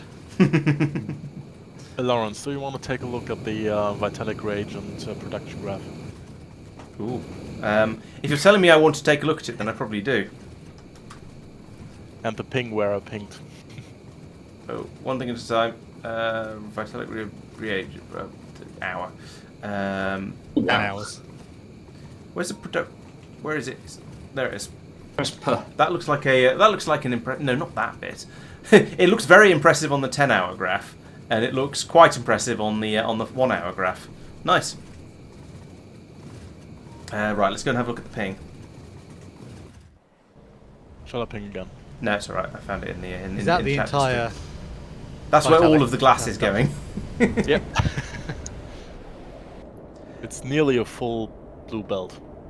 Wow, that sounds very, very healthy. Thank you. So is that now basically taking all of our Vitamelange production to turn it into Vitalic reagent? Yes. Okay, cool. I mean, producing it at that speed makes me quite optimistic that we're going to reasonably quickly fill buffers up. And therefore, when we do, there will then be a load of Vitamelange available for other things that need to be made. So, but yeah, that looks really good. Yep. Yeah, we are currently backing up, so all the buffers are basically full. Woo!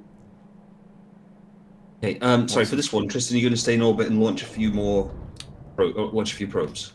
Yeah, if this is if this is one way of sticking in orbit, yes, I'll do that. Yeah, I think that's probably sensible. There's only 1, 2, 3. There's 3 planets and 1 moon identified in the solar system. Would it make sense for the ship to sort of fly around dropping people off? If there's multiple pyramids here, so drop someone off on. I take it Bishamonton has. I assume that the time is going to be so short. It's Yeah, true. think Yeah, when true. we It's not gonna landed, take how long, long it so- took. Yeah. Fair point. we've been flying for longer. Yeah. No, you're quite right. There's no point in splitting up for these. Otherwise, I'd Swapster. absolutely go with that. Razor is a kind of sensible name, but Swackster, Bishamonton, and Sneck Well, the less said the better. No, I don't think we have a Stardust Crusader or a Star Platinum. I'm not sure I recognise what those are referring to, though. So, yeah. Although that said, it's not going to stop me. It wouldn't necessarily stop me naming a planet after. Does anyone have ship any after speed modules before we start? Before whoever goes down? Maybe. No. However, Yes. that chest there. What I've got 1 tier 6 and 24 tier 3. I've got 50 tier 3 speed and 50 tier 3 prod in that. It keeps looking like it's about to land and then not landing. There you are, landed. Thank you. Ooh, did There it is. someone put down that platform, or is that already? Yes. Okay. Right. I need to take a load of rocket fuel with. Do we want to try multiple people in a capsule? Might as well. So which is the chest that had the stuff in? Ah, I've got the wrong trousers. It's the wrong trousers, Gromit. This one. And Thank you. Oh yeah, I'm in. Okay. Hello. hello, and I'm taking 30 space cargo rocket sections on the way back up Okay, again. I'm going to grab a stack of rocket fuel because I put it all in a box. Right. Generating surface. Dun dun dun.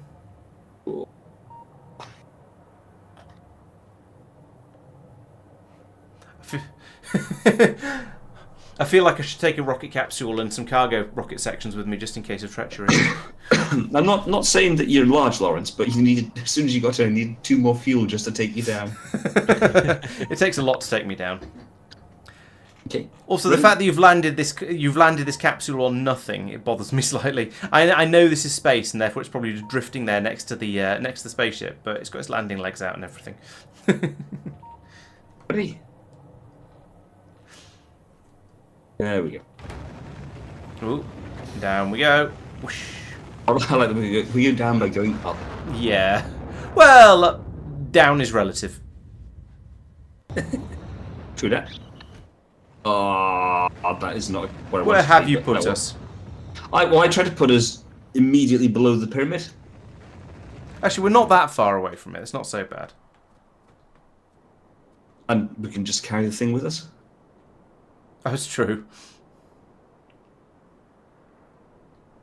There we go. Age before beauty.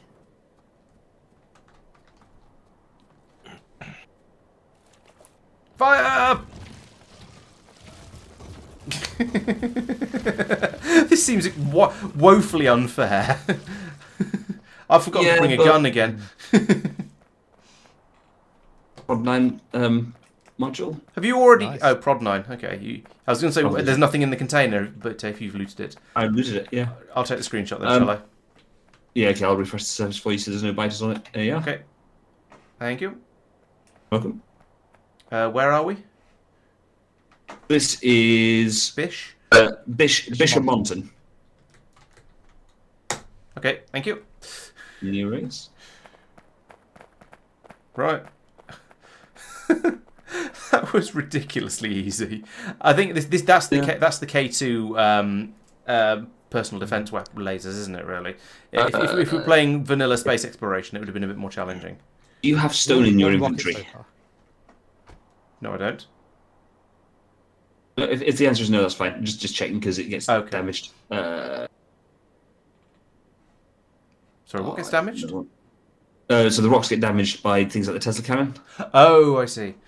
And I just need to make enough.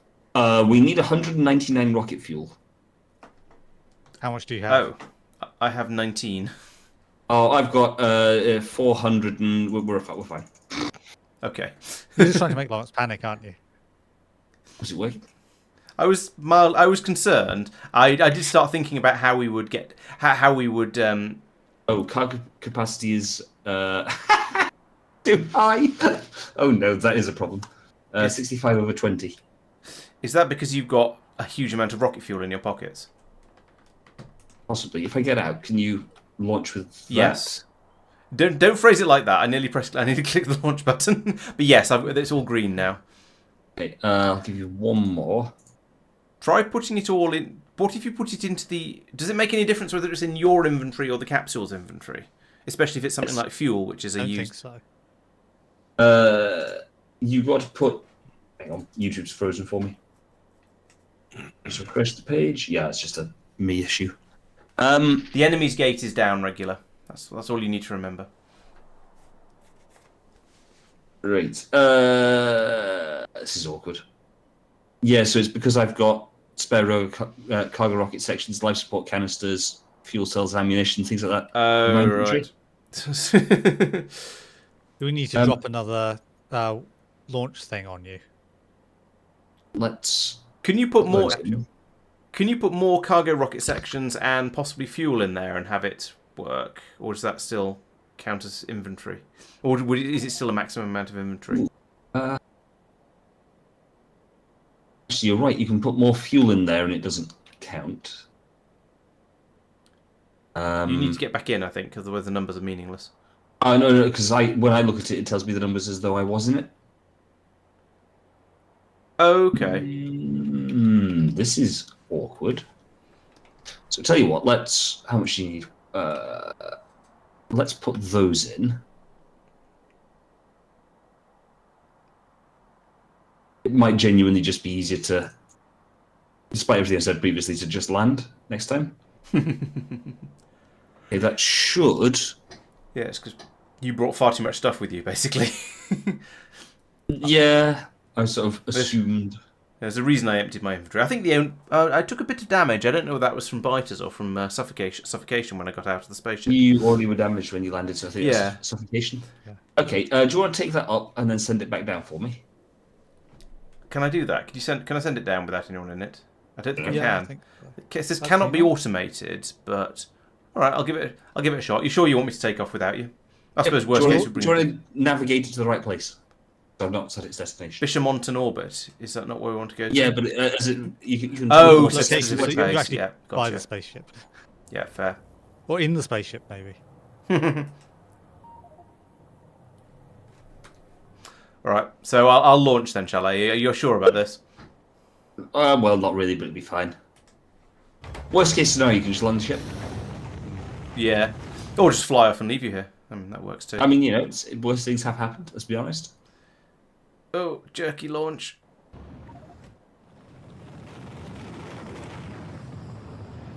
Yes, Mike's got a fat bum. That's why we can't take off with him. Oh, Yeah. so I'm landing this pod over here, and Tristan's launching that with that rocket over there.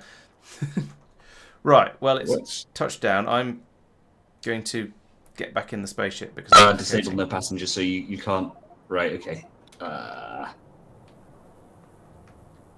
You have to actually come down to... Ugh, that's daft. Yeah, okay, so in that case, I'm going to nominally agree then that it's better to actually land the thing on the planet, on the grounds that you don't know how many cargo rocket sections you're going to need. I suppose we could work out mathematically from the radius and so on. You don't know how you many could take down cargo- a sort of a vague approximation and slightly more. I think you can fly back up with more than you've just brought down. It's just Oh, not yeah. quite enough more.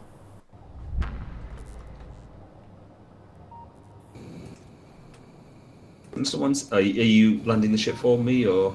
Yeah. Thanks. I haven't done anything. What's the next planet? I'm not telling you, I'm going to let you work it out yourself.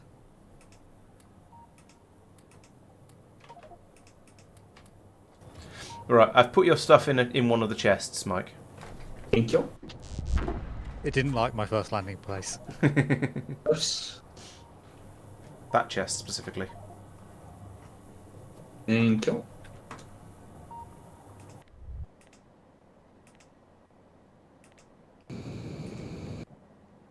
Right. Oh yes, we're looking at Marc's massive vitalic reagent production system over here. I remember, and as he says, that's now seems to have caught up. So probably just means we need to start carrying more of it over to Norbit. But never mind. Right. Oh yes, I was doing things here, so I was going to put that there. Yeah. Someone pointed out that I could run it over on the pylons.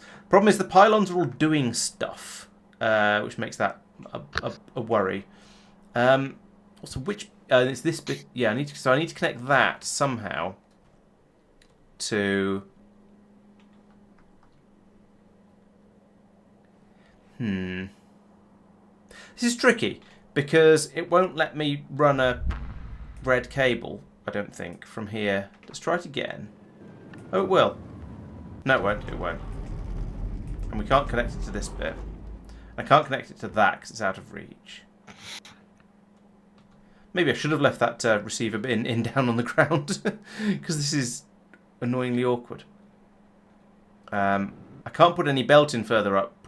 Well, how big's the... Yeah, the construction area is only that bit. That's drawing very, very slowly. The construction area is only that big, so I can't get my cables any closer. I could get them a tiny bit closer. I could, in theory, try and run from about here. Actually, let's try one more thing. Let's try going from here to here. Nope, still can't reach. Mike, can you turn your bots off if they're on, please? They are currently switched off. Okay, cheers. There it is.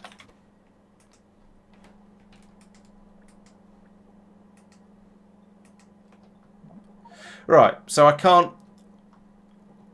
Why are you not powered? Oh, you're get powered by a spaceship. That's not good. No, that's probably fine. Put one of those in there if we can. I'm wearing. Right, so that's... Yeah, so I can't do that. I'm going to have to do it with the with the receiver. Okay. I haven't Go actually... to the orbit of the next planet, please, Mike. And I'll put this down. It can launch 2 or 3 while we... Certainly. Thank you. This one is Razor. I've not actually played Helldivers, but I've heard a little bit about it. So yeah, I guess that is kind of what we're doing at the moment, which is entertainingly silly. So moving back a few steps in the theory, in what's been going on in this episode, in this stream. I'm now back over on Taras, and I'm going to try and program this so that the train will leave when there is So the train will leave when there is rare metal available up in space, even if there's nothing happening down here on the ground.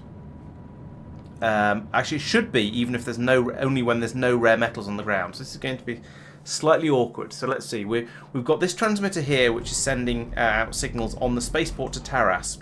Signal, don't what? No, I pressed the wrong buttons. That's why, my fault.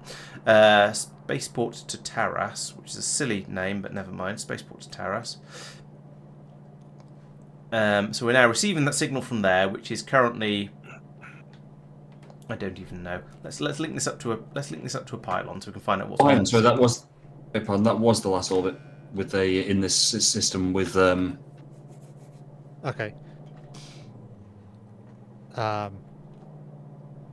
I guess it's a question: do we want to stop and search and see if there's more, or do we think, oh, it's probably fine? In theory, if the long-range what's-call's been done, then that, or the scanning for ruins, whatever it's called, pyramids even.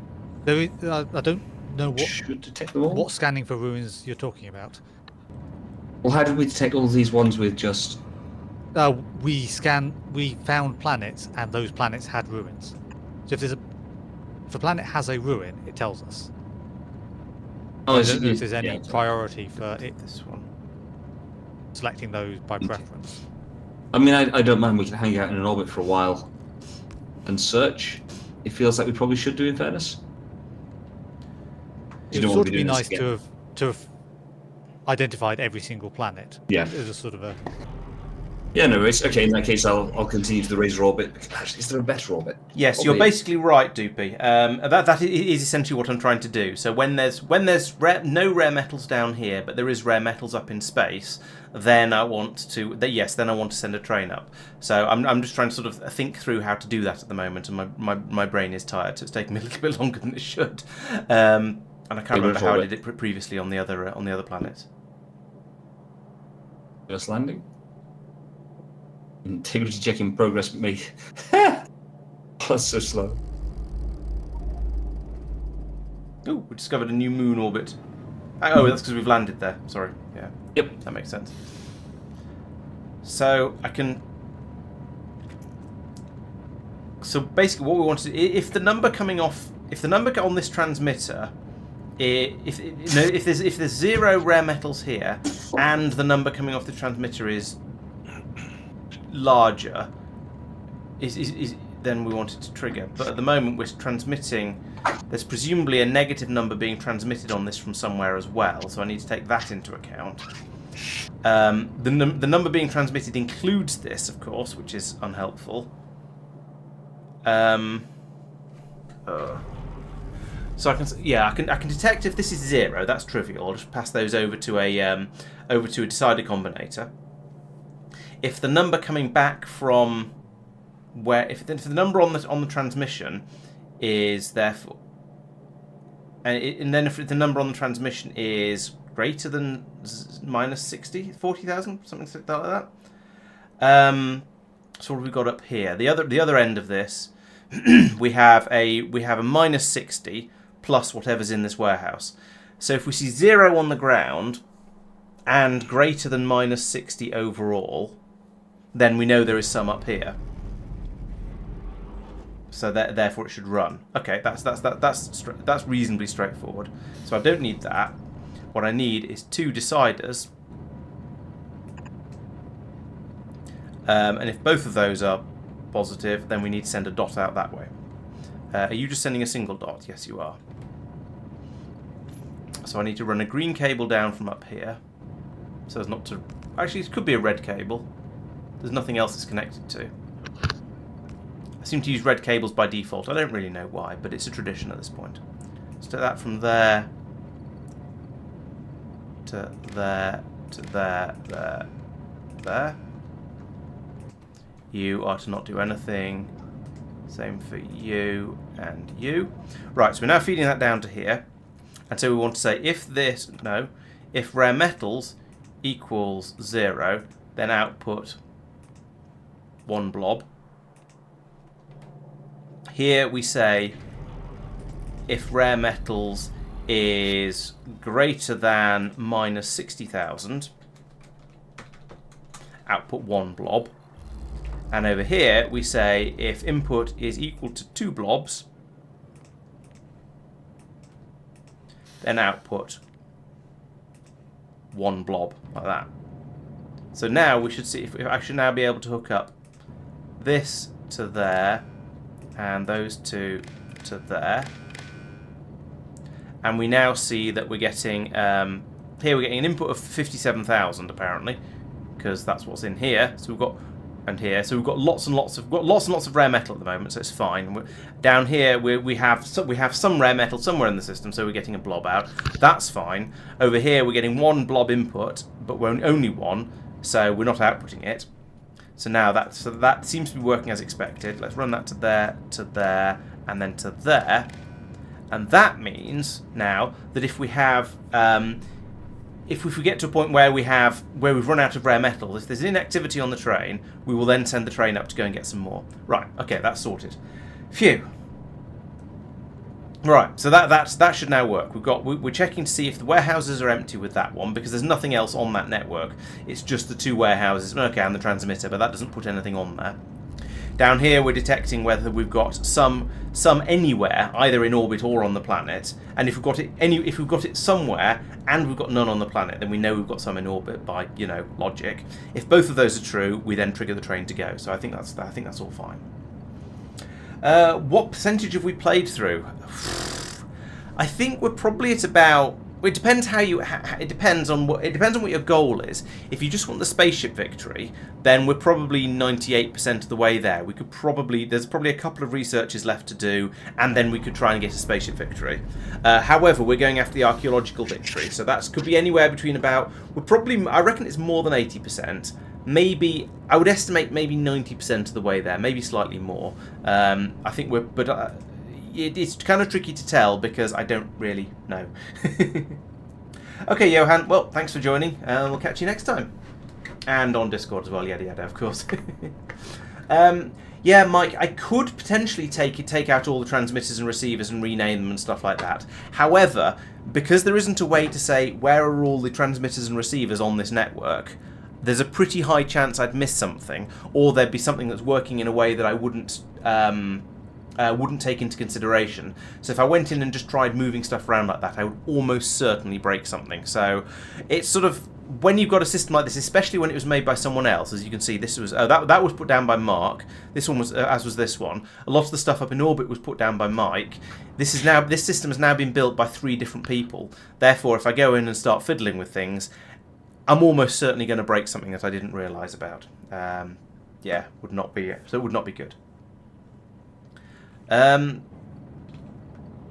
we've got both of these running now. The belts will stop and start depending on how much there is available in total at the other end. So when we reckon we've got enough of the plates or of the crystals, then we'll stop the belt going, stop putting it into here, stop putting it into the trains, and the system will calm down and go to sleep.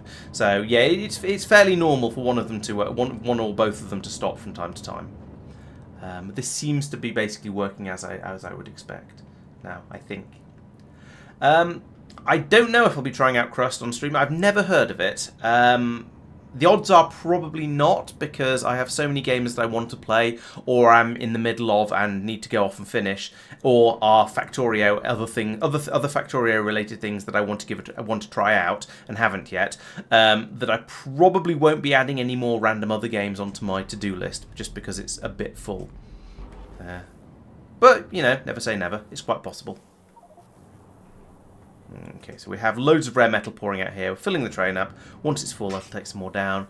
And yeah, the system seems to be working as intended. I have a slight concern that we have... Oh, no. I was going to say I have a slight concern that we have too much rare metal around, but no, I think we're probably all right. It's probably all going to... Yeah, it should all fit into the warehouse down on the ground. I think that's absolutely fine. Oh, we've discovered a new moon. Nice. Yeah, Marc did start a Pioneerdon playthrough. I made a couple of videos of it when he got going, or as he was getting going. But I think he's not had the time for it recently. I assume that's why it's all stopped. Yeah. It's either time or inclination, and I suspect it's probably time. Life and stuff. Yeah, life does have a habit of getting in the way. I've known just of things in general. Yeah, then you had kids instead. Yeah. It's depressing how true that statement is.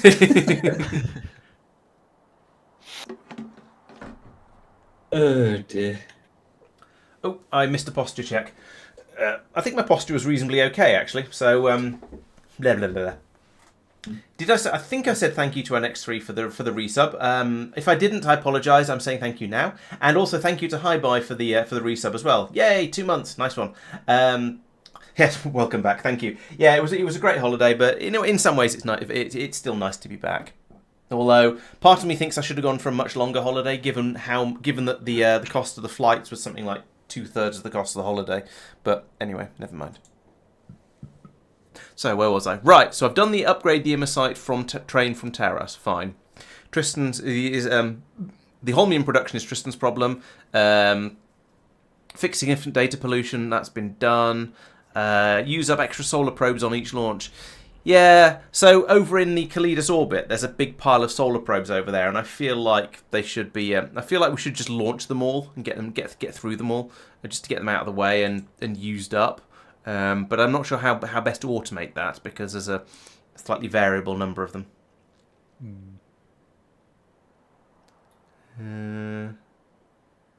Turn the underground dump train back on. That's been done. Prioritise using rocket parts from Chest of Shame, not making new ones. I believe that's been done. Yeah, did that. Thank you. Different way, but yeah. Okay. I trust we are at least pulling them out of the Chest of Shame. There was a blue chest there. I didn't actually check that it had the filter on it, but...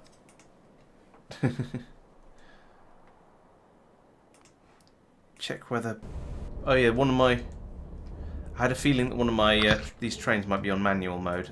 Yes, that's okay. Empty cargo inventory, yes.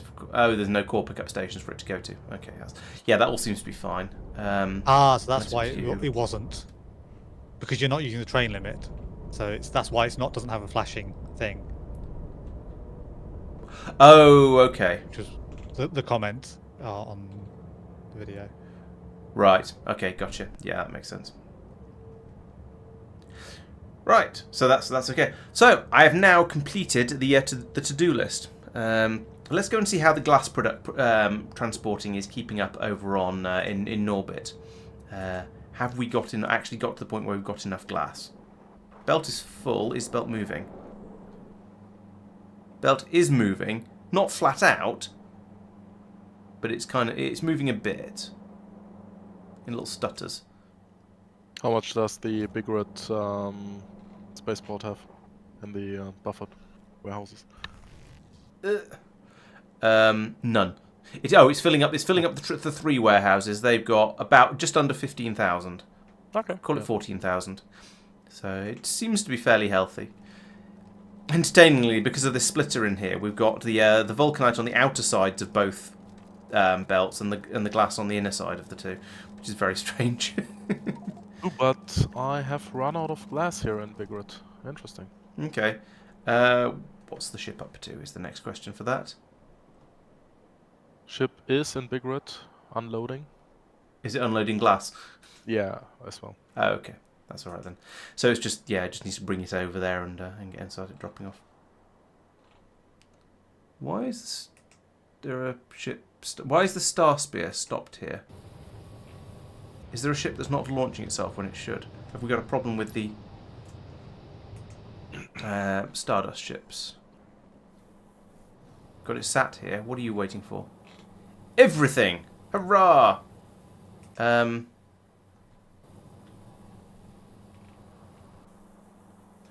How many... This is waiting for probe rocket. It thinks it's waiting for probe rockets. It's certainly waiting for sulfur. Why have we not got any sulfur coming through? Sulfur's not being passed through. Are you full? Oh. That's weird.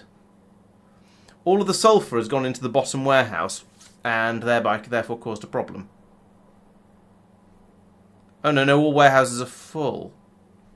Ah. Looks like we're asking for too much sulfur and it's caused a problem. Racket and Taishikutan both damaged at the same time. Huh. No, I'm What just are going the to dispatch chances? this ship.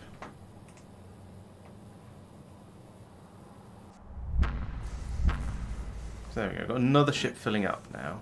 The last space probe is being launched right now. We've only found extra moons in this system. Assuming the last one's find an additional planet.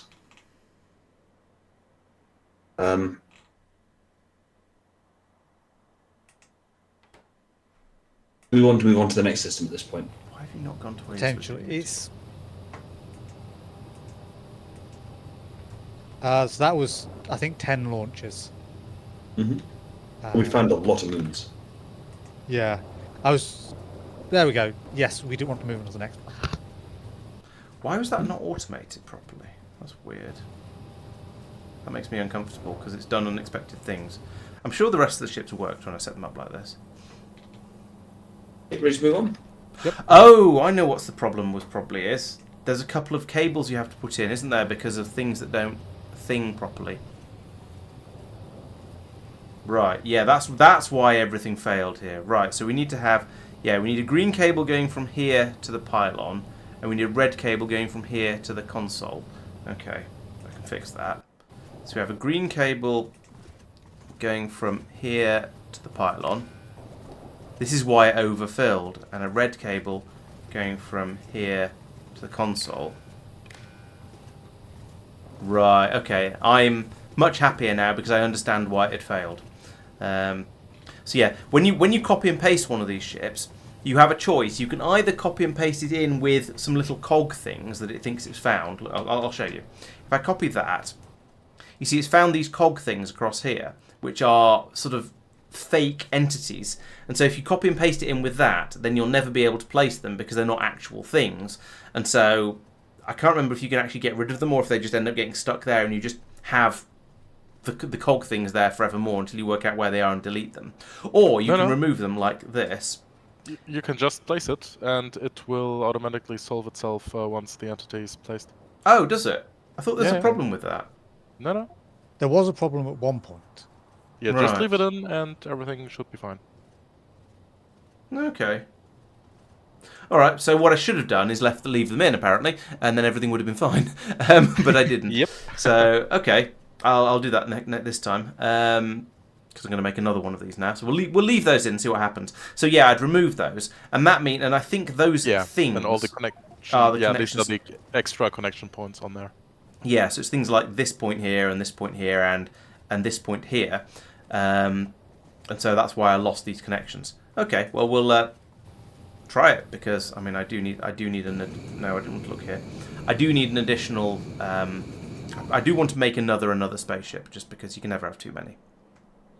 Where was it? Template goes. So ship goes here. Now, obviously, it won't build properly because we need to put the flooring down first, but we can get that started and it'll happen eventually.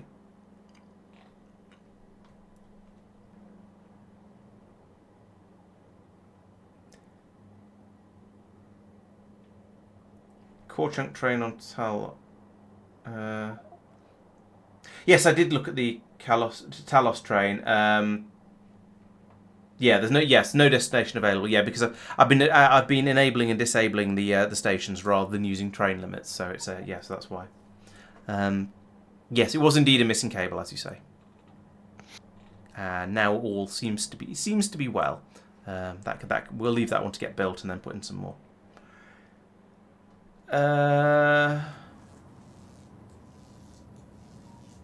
Well, okay.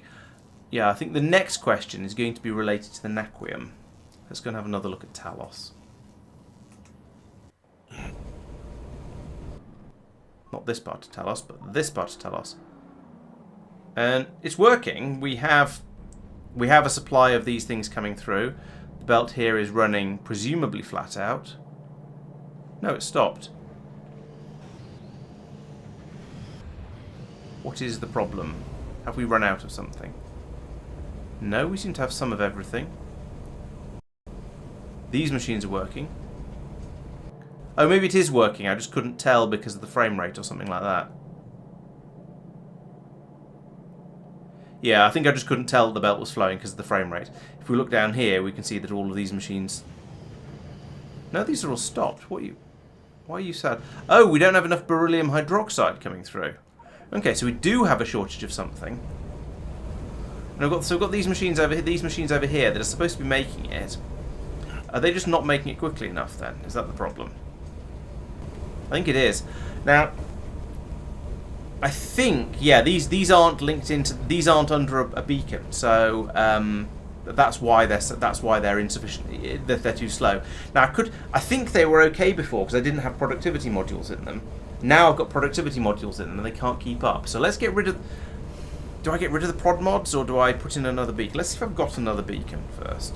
I mean, it feels like a little bit of a waste of a beacon to put one in all the way over here to just affect those two machines. The other possibility would be to have these machines over here. That could work.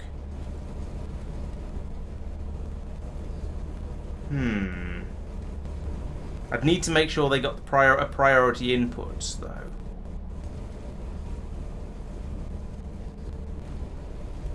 What's the best way to do this? Yeah, because I could move these two to over here. Have a splitter with a priority to pass the beryllium coming around from the beryl coming around from the core processing over to them. Yeah, let's try that. So let's copy you. Or oh no, because I need to have them running off the other sulfuric acid supply. Yeah, the other beacons could potentially work there. Yeah, I could probably squeeze a small beacon in here. But yeah, as you say, we don't have any of them over here, so I'm not going to do that. You know, actually, let's just be slightly less efficient about this, and take the modules out of those machines. Are you an advanced chemical plant? You are. Right. So if I just do a module inserter across those two, then the bots will take them out. These will run a bit quicker.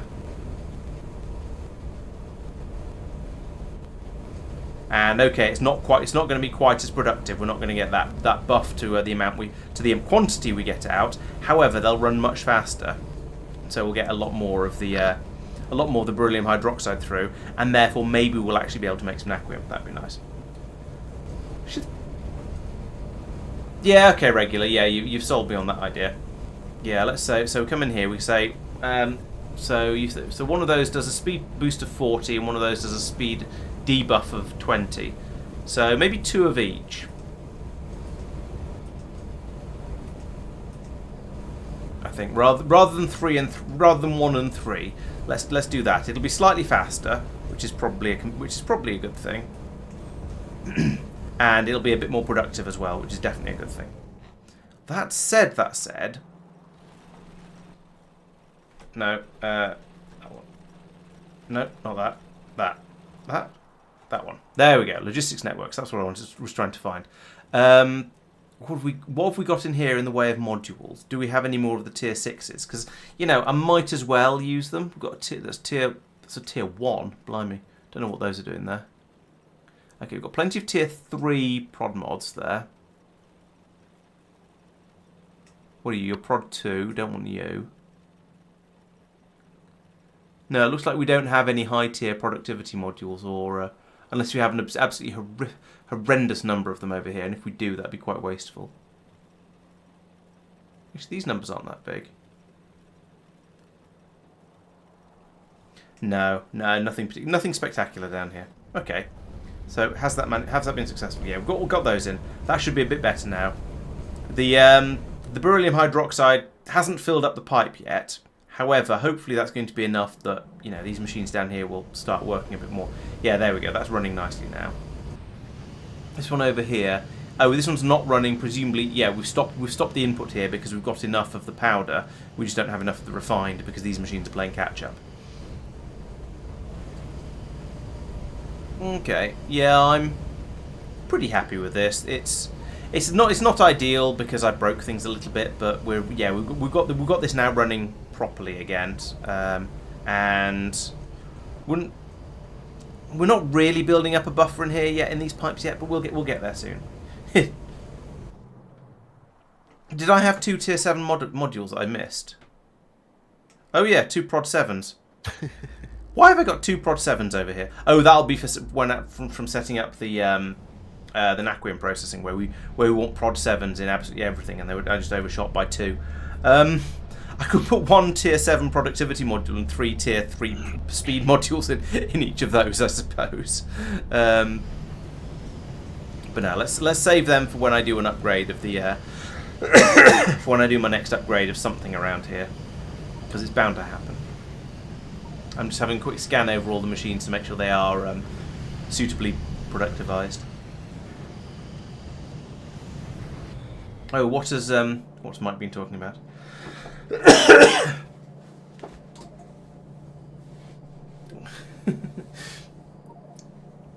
sad thing is I'm really tired and I've been entertaining myself far too much with these.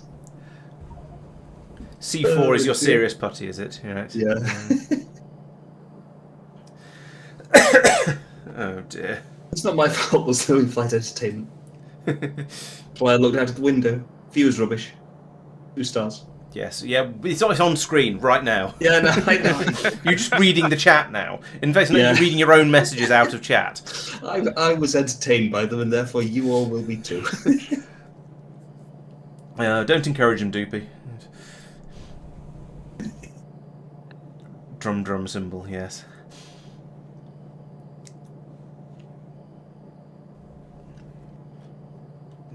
Seeing what else you've been talking about while I've not been paying attention. Not too much, fortunately. No, it was mostly important stuff other than that. Oh dear, that sounds very dull. I was intrigued to notice, so for our holiday, we flew out with Lufthansa and we flew back with Austrian, I think, because they're both members of Star Alliance, so you can book, if you book with one, you can get flights with whichever one makes more sense. And so given that, I was sort of expecting a number of things to be fairly similar between the 2 airlines, but things like the in-flight entertainment, where they clearly went off to various film studios and said, we would like some films. What can you offer to us at a sensible price? I assume. So there was very noticeable that the in-flight entertainment on the two was very, very similar. There was a lot of overlap between the films they had, should we say? However, the Lufthansa one had a much wider selection. So it was the Austrian one had about 50% of the films that the Lufthansa one had, and I'm not quite sure why they were different. It just seems slightly odd. Maybe the Boeing 777 doesn't have as much storage space in its on its onboard server as the Airbus A350.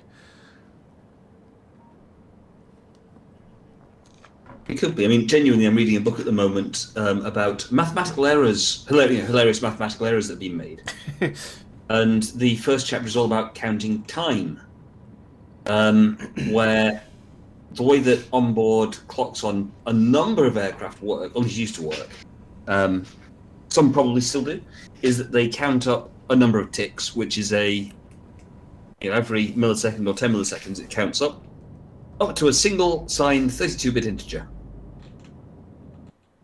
Okay. Which means that if the aircraft doesn't get turned off and on again every however many days, and the book's got calculations into how long it is, it's not as long as you think.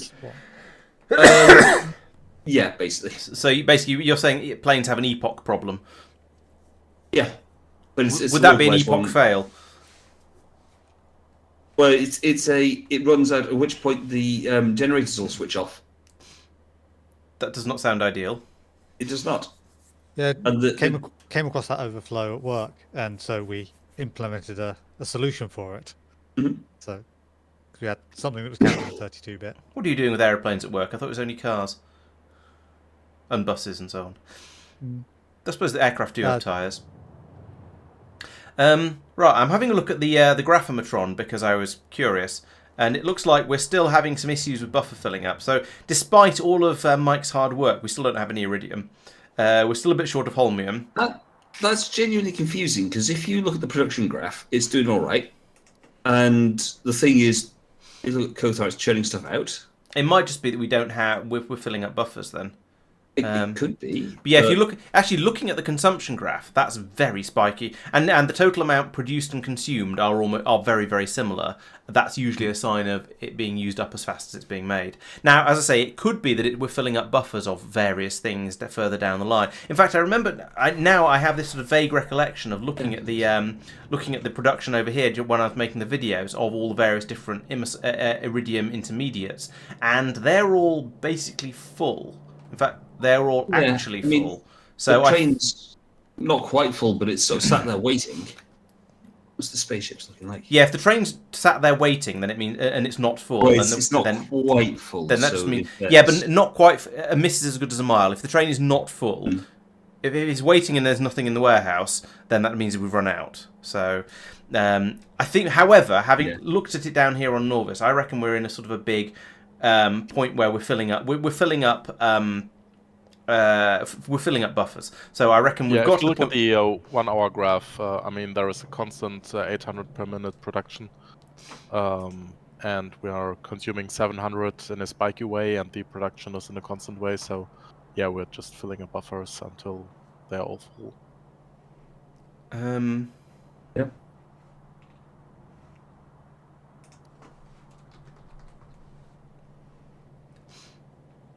This seems fair. I don't think what you said follows, Mark. Because the graph would look the same if we were starved for it. Yeah, but if you look at the numbers as well.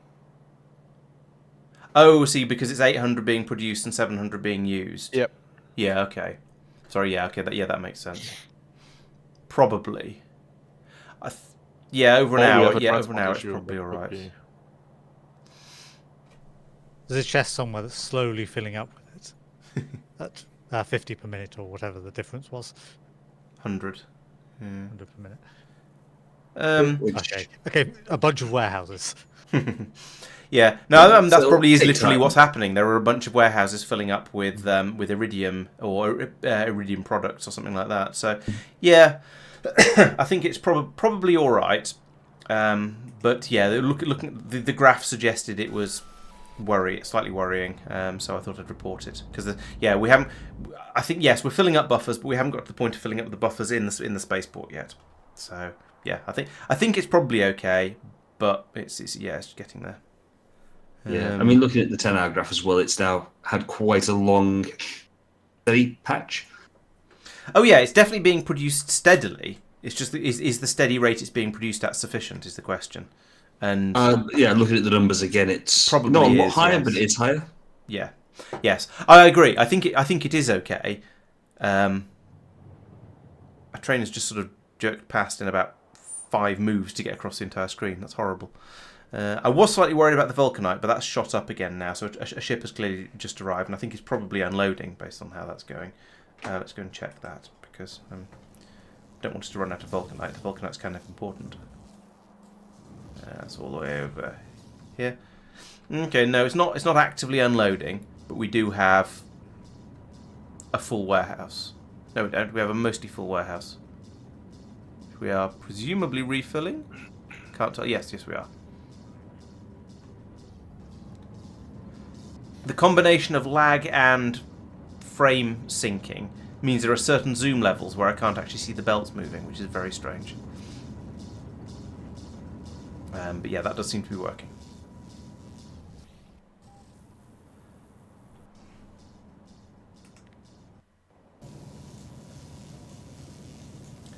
Mike Kasor is asking if the maths book you're referring to is The Humble Pie by Matt Parker.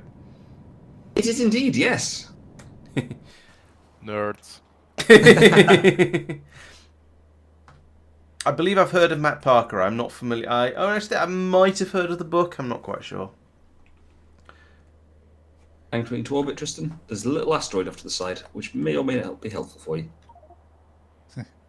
Yeah, the book is a litany of maths errors, or a comedy of maths errors. This planet, by the way, is, from memory, 100% threat. Bear with. Yes, 100%. 17% threat. I was looking at a different number. Those are quite different numbers. That is true. Just going to generate the surface for a second. Blue circuits are a little problematic. We've actually got 162 stacks. That's a train and a half, I think. No, it's not. It's one train. They're being made, but I think that's they are actually being made at the moment. We do have the holmium cable available, but I think we are possibly struggling a little bit for the holmium there, because I know we're a bit short of that. So that's probably why there was a shortage over here. We currently have 100 stacks of holmium in the warehouse here. And yes, we are asking for a train, but we don't have any. We don't have any holmium available. But Tristan is, in theory, working on that. Yeah. I'm thinking we're just going to land the ship, because the whole knot was just too much pain. Yeah, give me a minute though. Yeah. Have we still got a decent amount of fuel? Yeah, still 60% fuel. Almost. Yeah.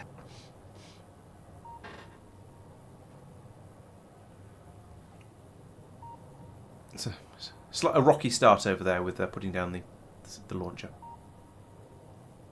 Oh, I got the launcher down quickly, but I don't have the solar panel blueprinted. Yeah, no, a rocky start 'cause it's on an asteroid. It was a pun, or play on words. I vaguely worked out how many were needed. But I can't remember now. What's going on over here? That's probably fine. Oh, 5 would do you, I suspect. Is Marc carpeting the world again? I think he might be. You okay for me to... Yep, go ahead Yeah, now. okay. I can see a lot of bots moving around on Norvis. Just remember to come back and pick this up on the way past. Yep. Would be a little unfortunate if it got missed. Short of lithium as well, which is interesting. Stand by to land. Please put your tray table in the upright position.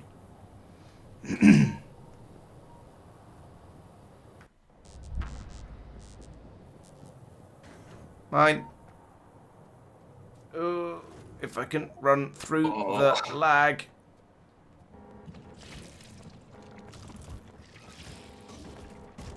Which I'm just about managing. Can I jetpack in here? Yes, I can. Excellent. I can try and fly through the lag instead of run through the lag. Speed module, I think. Ah, the launch silo could do with that.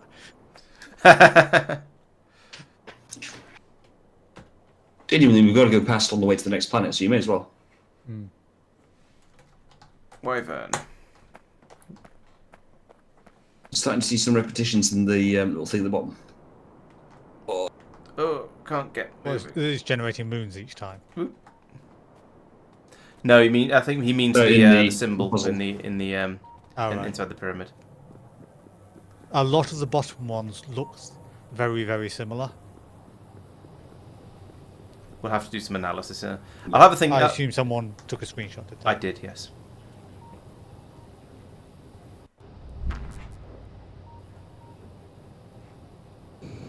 You're going to go back to the orbit so you can drop off that speed module. Yep. Actually, it probably doesn't matter how long it's going to take us to go around the rest of of this particular system. Where even are we? It's not, It's not gonna Panther. hurt. So back in orbit. So we had Snek, and now we've got Znok. Replace one of the tier 3s, please, Laurence. There you go. Oh, wait, what? Let's see. Yep, done. There you go. Yeah, good.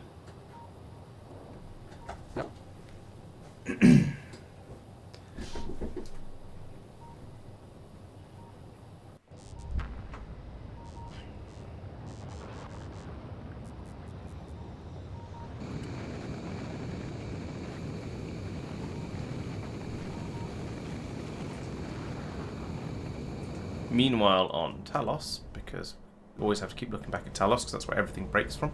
How are we doing? Yes, there we go. So we've now got... Yeah, I've now filled this the beryllium hydroxide pipe up to 41%. So we've got a good amount of...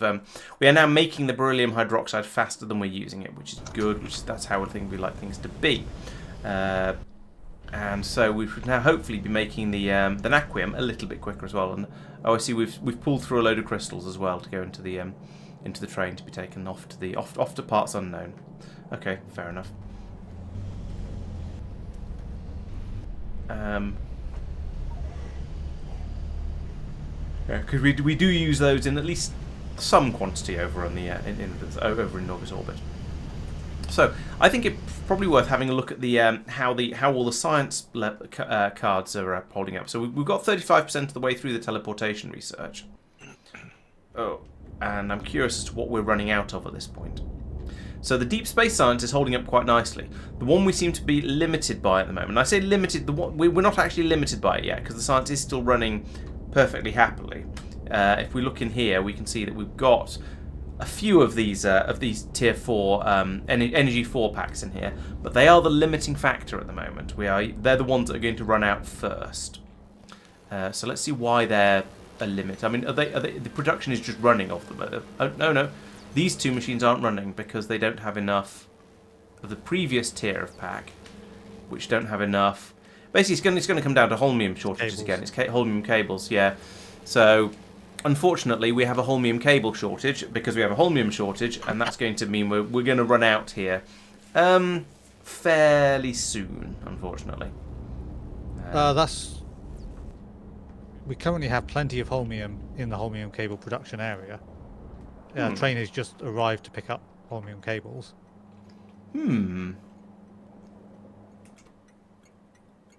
there's 216 Oh, there's a train stacks, waiting that's at more quantum than a train. processor pickup for 60 seconds of inactivity. It's got holmium cables in it. Then it's gonna- So we don't have enough processors. Yes. Because we don't have enough... Navsat for you. We don't have enough holmium cable here. So the train's got the holmium cables, but it can't drop them off to turn them into processors because it's sat over here. Right. Oh, no, that won't be dropping them off to make them into processors. Oh, no, it won't. They'll be being brought up from the ground, won't they, for that? Yeah. Right. Did you send that off, or did it just leave? It just left. There was a 60-second... what's the name on it? Yeah. I might up the cable request up here. It's at 7,000. Why is the train not... landing on? Why landing has on the train next not planet? come up with them? This next planet is high threat. Ah, there's a load of them going down through the belt system at the moment. So I suspect it might just be that having a train bring them up like this is insufficient.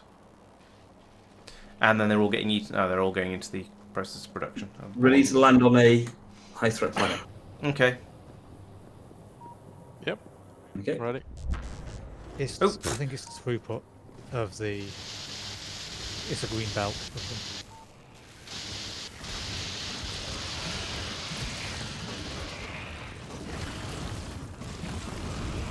Yikes! Ah, I've been nuked. Pfft, do you mind? Not particularly to you. A little bit. I got nuked. I mean, it didn't penetrate my armour, but still. Cheeky sods. You inside, Mark? Whoop! Are you in yet, Mark?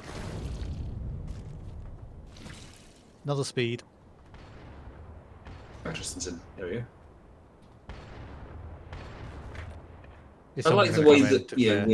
we're proper single digiting the UPS at this point. Yeah, I'm seeing 4 frames Mine's per still sitting second. at 30. I'm seeing 4 frames and 28 ups. This kind of reminds me of back in the day when we used to play GTA. And I had my old computer, and I was getting literally Seconds more per than frame. a second per frame. Yeah. And you guys would look at my recording and go, "Is it really that bad?" And I go, "No, it's worse."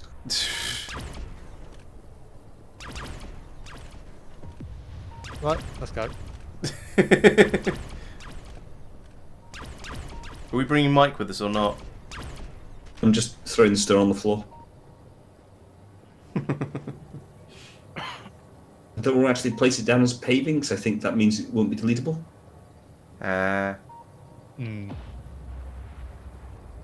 Okay. Could just throw it out of the window after we start flying.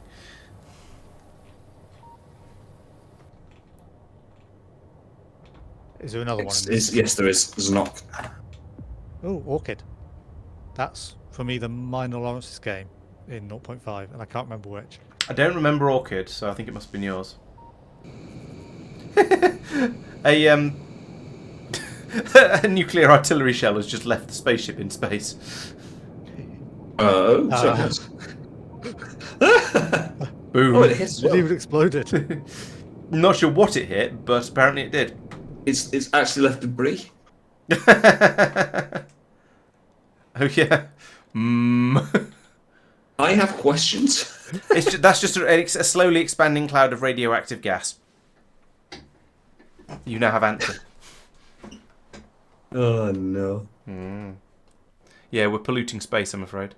So there are a lot of planets in this system. We're finding many of them. Are any of these planets interesting? Like, do any of them have pyramids? Basically, is what I mean, or ruins? Ruins, no. Pyramids, yes. Of the ones we found launching satellites. Oh no. Right. We don't know whether that's. We happen. Coincidence. Yeah. Yeah, don't know if that's. It finds the ones that have them first, or. Doopy thinks we hit an alien. You may well be right. Ow. I'm looking to see if I can find another one which has got both vulcanite and cryonite on it. Hot and cold planet. Yeah. Hello, Neil. Welcome to the stream. Yes, yeah. The streams are a little bit more. I think they're probably a bit more fun than watching the VODs, because you get to join in a bit more and actually have you can talk to me and ask questions in real time and probably heckle and all the other things that stream viewers do. Would we heckle you, Laurence? Would we heckle? Surely not. Perish the thought. Oh, no. Perish the mic. Oh, that's happened a lot so far. It's true. You have perished quite a few times. Mm-hmm. Interestingly, the Energy 4 science pack production is actually catching up now. With the amount in this science lab is going up, presumably because we've had a load of cables dropped off, which we have now ripped through all of, so that those are now gone again. But briefly, we had enough cables, and it did a little bit of catching up. So yeah, it's not doing. It's sort of trying to hang on there. Coniferous, is that a biological sort of vitamelange planet by any chance? Exactly, regular. Yes, the peanut throwing can occur live rather than in the comments section. Coniferous is indeed a vitamin planet. Good. I'm glad the name is sort of appropriate. That's 2 vitamin planets in this system that we've just found. So in a row. So I assume imagine if Orchid it- is as well. Maybe It it's is random, yeah. a particularly vital system.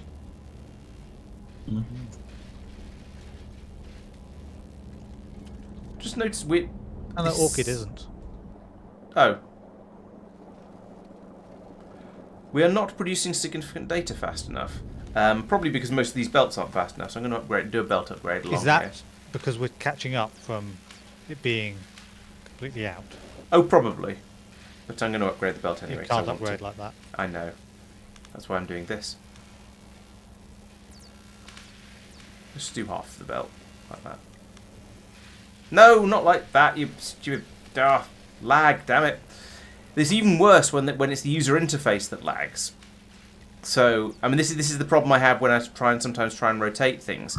When you you do a click and drag, and then you release the mouse button, then you move the mouse, and the click happens after, or the unclick happens after you release happens after the mouse move, even though you did it physically before the mouse move. Did that make any sense? Mm-hmm. Good. Because I wasn't sure it did to me. You might want to upgrade the ones at the underground and some of the above grounds there, because they come through in bands. Oh, I see what you mean. Yeah, okay. Just up to the next split, but not including the next splitter is probably plenty. Another Prod 9? Woo. Nice. This will help quite a lot with our science and metronomy. Yeah, we need to head back to... Yeah, we have 3 Prod 9s in there at the moment. So it sounds like we've got at least 2 more.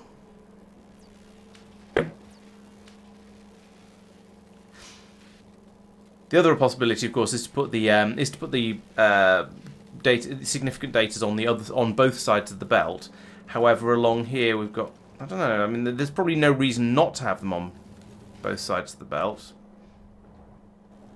It would allow We for are greater now throughput. flying the dimensional anchor in Kalidas orbit. I say again? Say that again? Kalidas orbit is now anchored.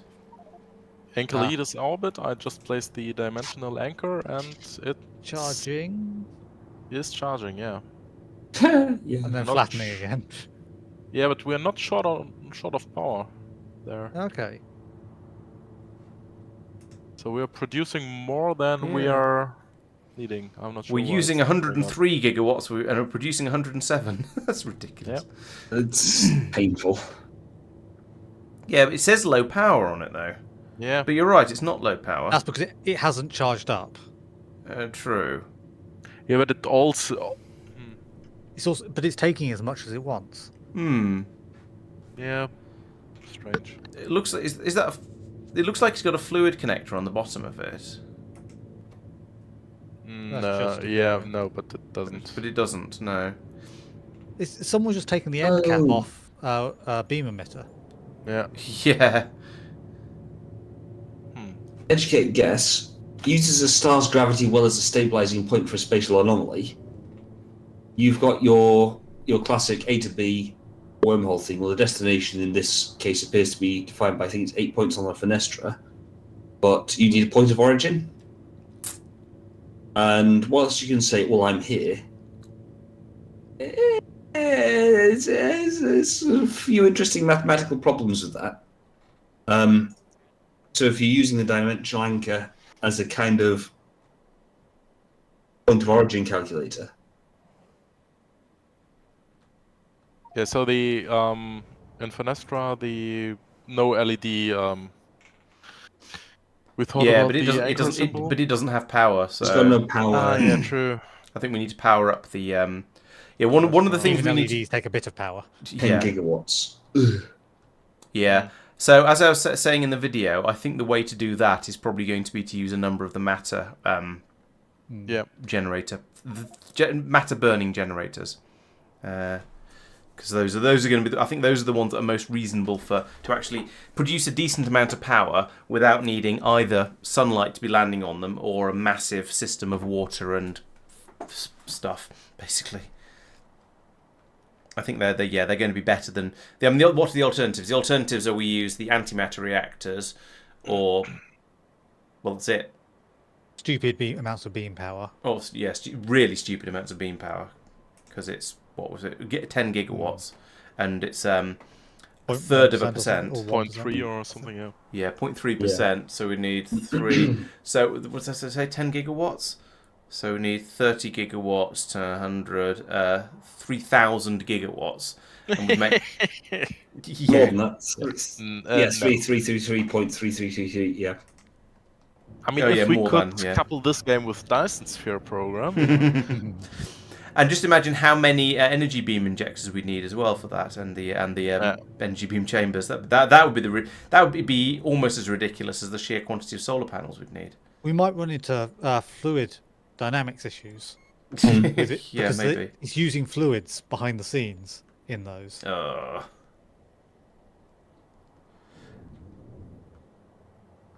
And we are, of course, assuming that none of the other things requires power as well. Well, we're having spoilers put in chat about that. So, yeah. Yeah. So I think this stream's sort of main activity is going around dealing with some of the pyramids. I think next time we should try and put together all the stuff we need for the matter generators. I didn't mean that button. Put all the stuff to make some of the matter generators, make some matter. Maybe think about the best way to take out the energy for them, because they're going to take singularity fuel, which basically is it's a canister that you put a huge amount of matter into, and then that's a ready canister which you can put into the generator. So we need to decide how we're going to do that. Whether are we going to have a spaceship with some big fluid tanks in that transports the matter out, or do we want to turn it into matter cubes, which means we'll be able to pack a lot more into a spaceship because we'll be able to fit them put them in warehouses instead. However, that would mean that putting them transporting it as matter cubes means it takes twice as much matter, because it's only 50% effectiveness of making them, I think. I did but add matter 6 is cheap, tanks for matter, so. because the tanks were all full and the warehouses were backing up and we were making landfill. Right. Yeah, I think that makes sense. But either way, I mean, I suggest we Still probably let's start off with the efficient way of doing it. Let's take matter over as a fluid. So we'll have a spaceship that has 3 fluid tanks in it. Fill it up with matter. Fly that over, and do everything over there. Do we want to start that? Oh, if it's only 3 tanks, then that's not a huge number. It's not too huge an amount. Yeah. I was just thinking, if we were wanting to ship a colossal amount, we would want to start rattling the trains back and forth ahead of time, because it would take a while. Yeah, it's not too bad just yet. It takes 1,000 matter, so a big tank is 200,000, isn't it? So Yes, we'd be able to make 600 singularity fuel cells. Well, we'd be able to fill 600 singularity fuel cells from that. So it's not too. It takes nitric acid to make a singularity fuel cell, an empty fuel cell. That's just silly. Because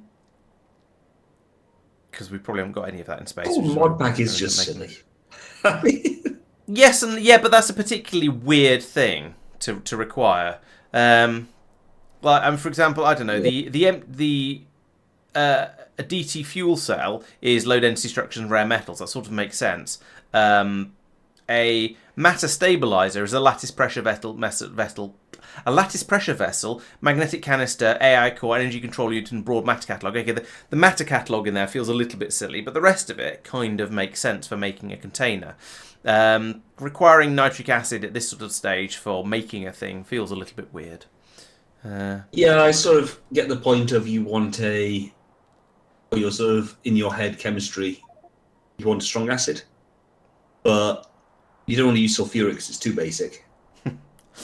Yeah, I guess it's more that it tends to be in this game. Normally, when you're making a a fairly advanced assembled thing. It's made out of mid-tier assembled things, and the mid-tier assembled things are made out of low-tier assembled things, and the low-tier assembled things, or the metals perhaps, might require things like nitric acid. But you don't normally need acids for the later steps in these things. Yeah, so regular when you use the matter generator thing, it turns a charged singularity fuel cell back into an empty singularity fuel cell. So the only part that actually gets used up, I believe, is the matter. So you can, as long as you have a supply of matter, you can keep using the same half a dozen singularity fuel cells over and over and over again. So yeah, you do get to reuse those. They are recyclable. There, you can actually see at the bottom there where it says, when I hover over this, it says a singularity fuel, 100 gigajoules of fuel, and the spent result is an empty singularity fuel cell. So yeah, you get it back, and then you can make another one by putting more matter into it. No, we don't have cheats on, because that would be cheating and it's no fun.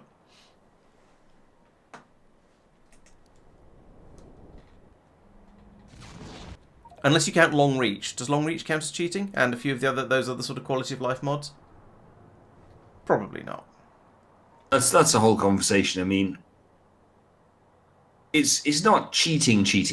It's giving you an edge. I think a lot of the time, I reckon having long reach just stops you having to walk around the map as much. So I think that's sort of okay. However, if you start using long reach to drop turrets into the middle of biter nests, I feel at that point it becomes sort of kind of borderline cheating. It sort of is a little bit cheaty, and I feel I would feel a little bit bad about doing that, and I try not to.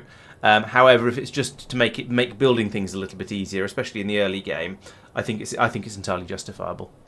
Do we want to launch another rocket here because we didn't find the last planet? How do you know? Oh, because it didn't say. So we didn't find a planet after the last planet. You mean we didn't not find a planet because there weren't any? Yeah. Right. Well, given that you've already ripped up most of the solar, The solar doesn't matter for this because it's on the. It's on the ship's power now, isn't it?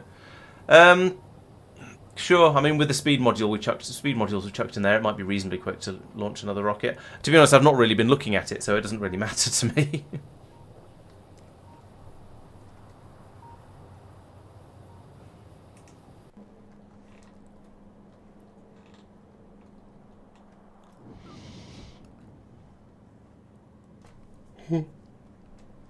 Okay, good. We've got lots of vulcanite. No iridium. Loads of cryonite. No holmium.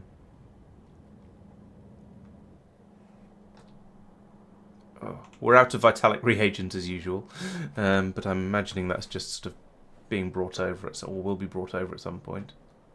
Let's have a look at Bigrid. What are you up to? Bigrid is backed up on it. Okay, there is none in orbit. Maybe the spaceship's not full. Spaceship is not full, but nearly full. The spaceship has 12,000, maybe 13,000 vitalic reagent. Is that the amount it's supposed to take? There's nothing in Norvis? Norbit? Let me just check. Let me check. And citation needed myself. It looked like it was empty, but I only glanced at it.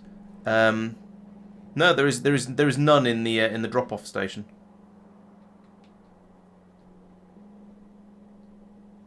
Okay. So the system thinks there are 30,000 in the system. Oh dear.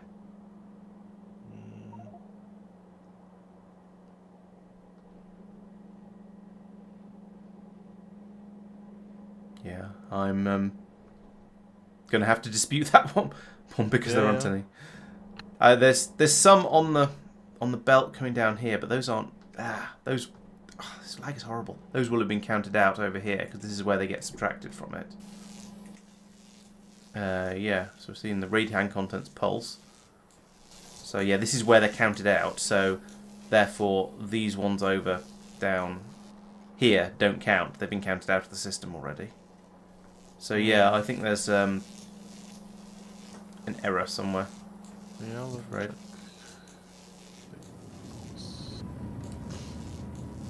I'd say that make this one the last one, Mike, even if there's Yep. Okay. still a planet. We found a Yeah, you're bunch. That's at least 12 launches, I think. I'm not gonna reset the number, so just gonna add it. Okay. Yeah, that seems reasonable, at least for the time being. Yeah. Yeah, squeak through is sort of. I don't know. I don't know whether I feel that in a way it's sort of nice from a gameplay point of view for things like trees and rocks and pipes and stuff to get in the way, because there's sort of an element of interest to that, and you know, not being able to run through a tree makes a certain amount of sense. But also, I can see the argument that that it gets annoying when you have to keep moving around things.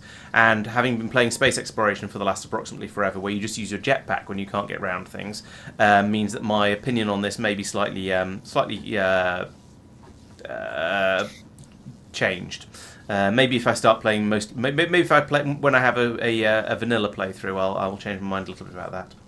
So the infinite creations you're seeing, these things here, this is in the navsat view, so it doesn't count. These are not. I can't create these things. Ready, Mike?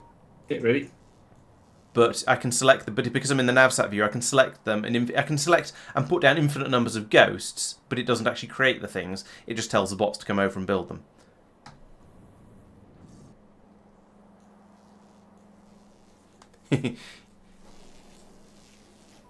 Did you send out the bigger chip manually? No, Okay. Then it just. it must have filled up with more Yep. junk and just left, or Yep. possibly, yeah. Okay. Speaking of dispatching ships, money. No, the Stardust ships seem to be behaving. But that's a good point. How are Stardust ships doing? It's got a couple of them on their way. I've got 4 of them on their way in very, very quick succession. That's weird.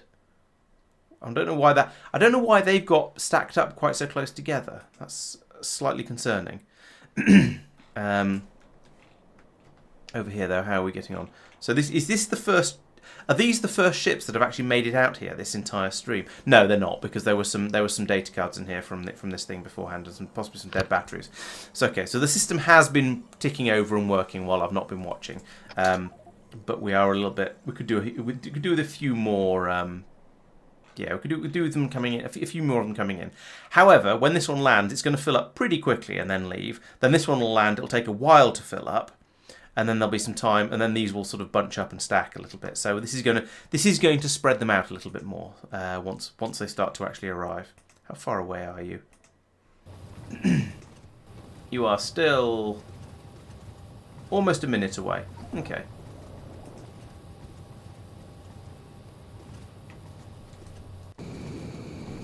Oh, we're going places. Every so often, I sort of it's.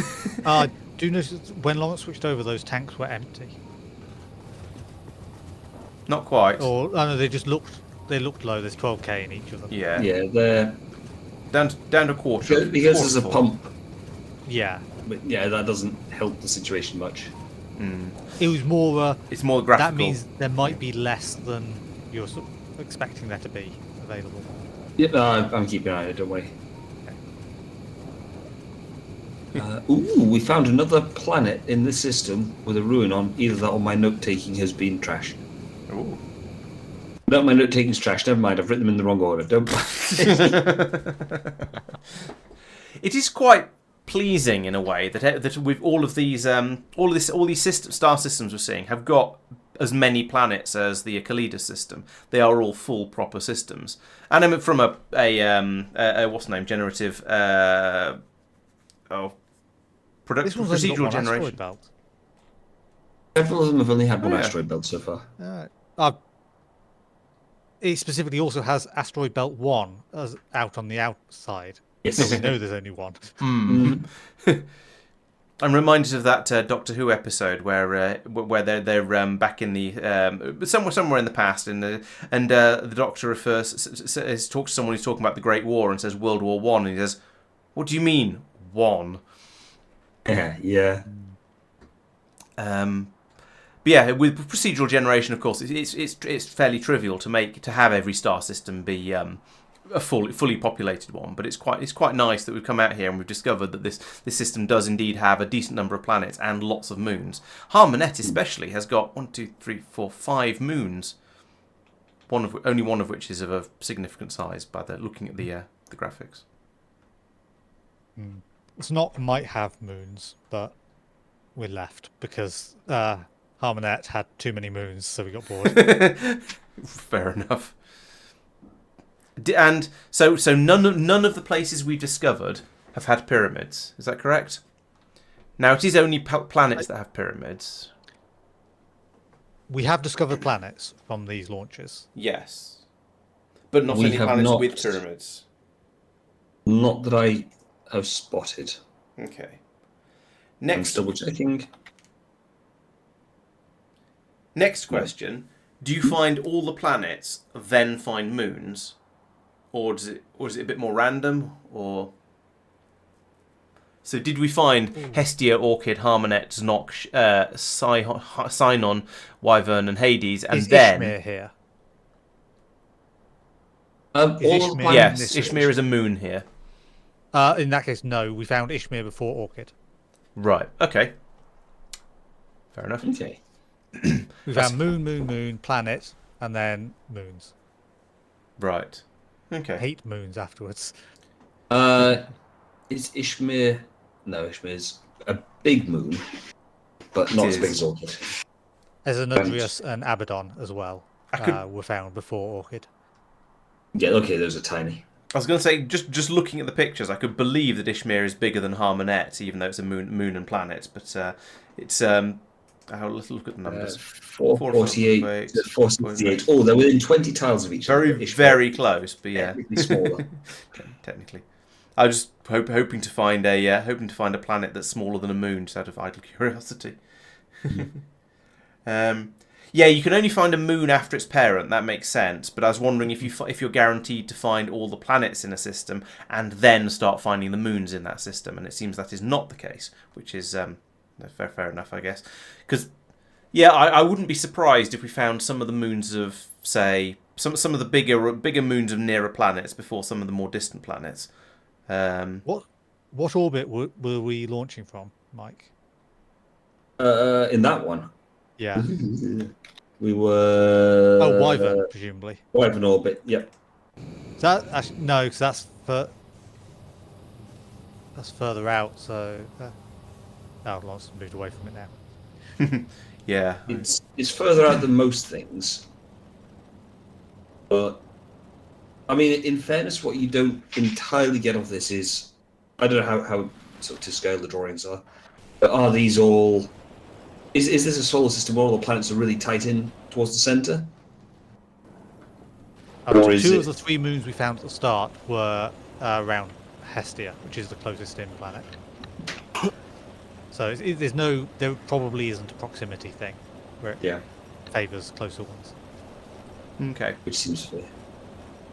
Right, so now we are trying to unload massive quantities of sulfur, and then once we've done that, we'll be able to fill this spaceship up and send it off on its merry way once again.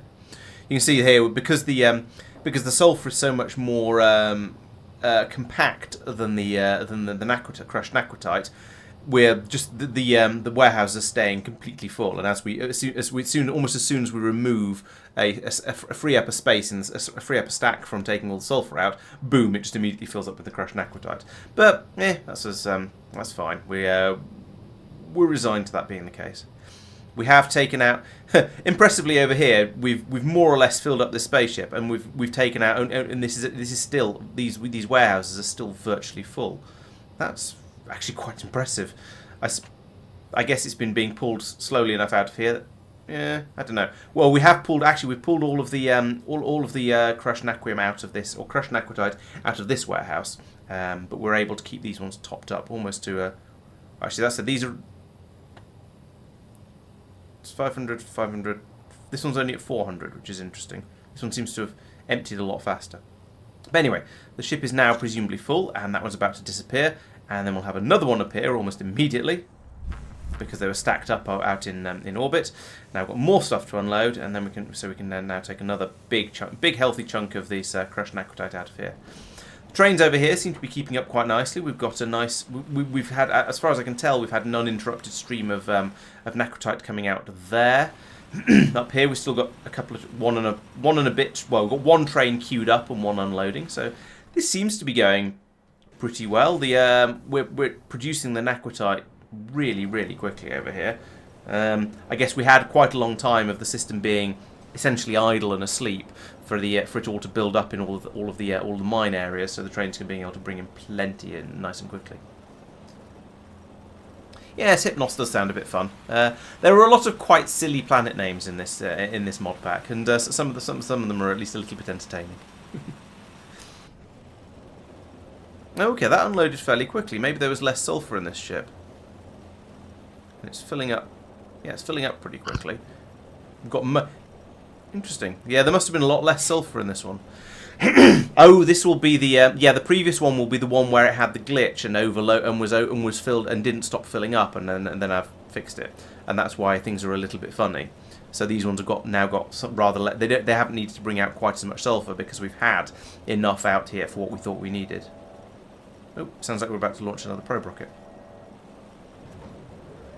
So is that another ship filled up? Yes, I think it is. So this one should now, in a second or... Oh no, this warehouse at the top not quite full. Yeah, not quite full. Somehow they're not in balance, which is a little bit strange. But it's... Yeah, oh well, what can you do?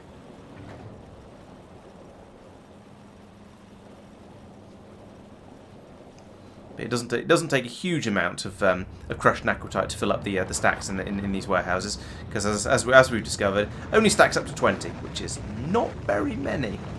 But there we go. Now it's actually full. So we'll let these top up a little bit. We'll see the idle on here for.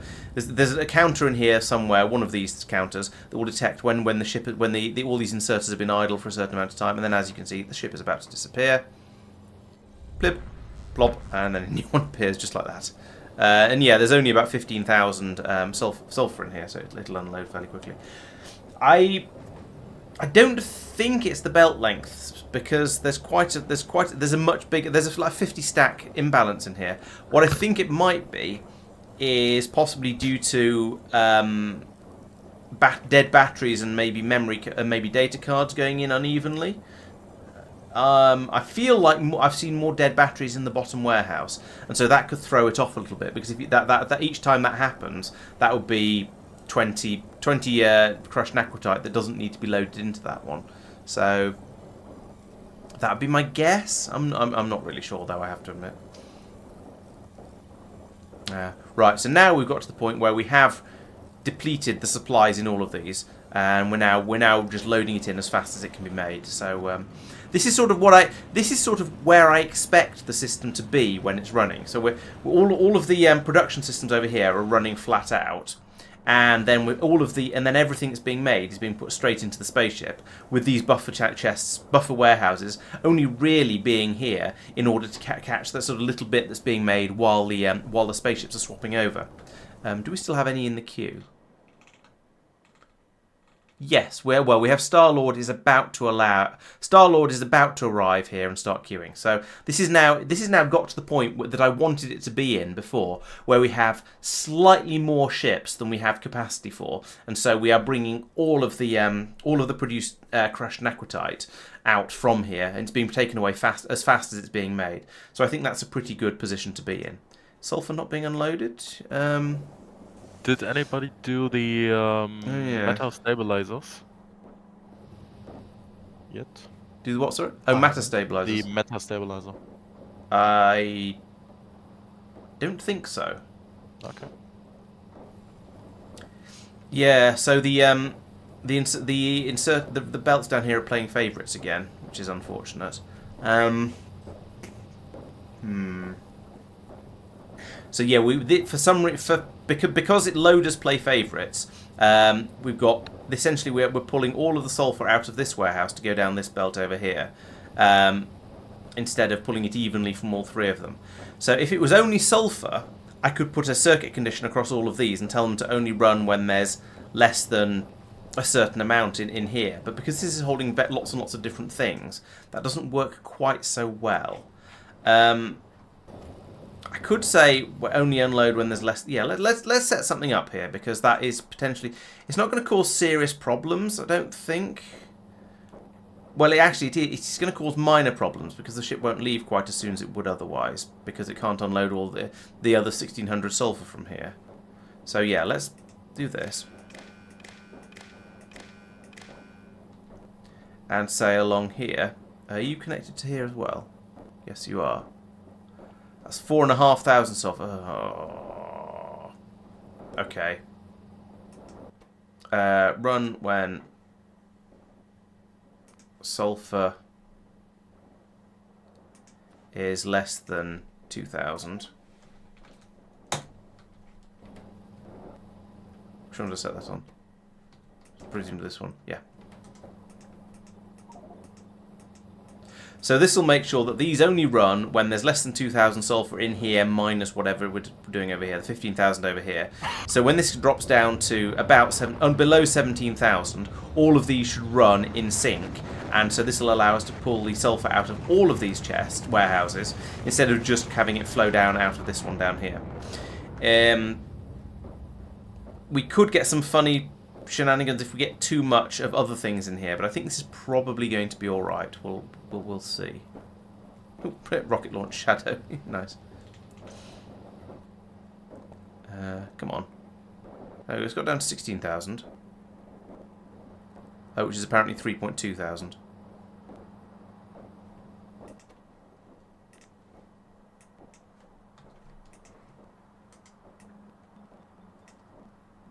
There we go. So now you can see that they go in little bursts with all of them running. So we're now unloading using all 6 belts perfectly evenly. So yeah, there's different amounts in each of these, but hopefully we'll create a little bit of space in here. Yeah. Okay. So you can see that there's these 2 inserters here are slowly unloading into this warehouse as it gets taken out. And then they can grab another load, and we can empty all of these inserters out again. So yeah, we're now starting to unload this again. We'll get rid of that other 1,400, not quickly, but we will eventually, and hopefully it'll be quick enough that we won't overload this warehouse. So down here. How many singularity reactors do we need? Do we know? Let's have a look. So they output 2 gigawatts each. Okay, so at the moment we'll need 5. Call it 6. Because we'd like to be able to power other stuff, because we're going to need a lot of coolant stuff out in Fenestra as well, because it looks like the Stargate is going to require, well, coolant. Okay, so I'm making 10 initially, and then we'll go from there. Yeah, that seems reasonable. I think it would be a good idea to have the power system set up so that you can isolate bits of it quite happily and quite easily. Yeah. And using power switches, so you can just say, you know what, right now, just turn off the blocks Stargates. 1 through 5. Yeah. Yeah.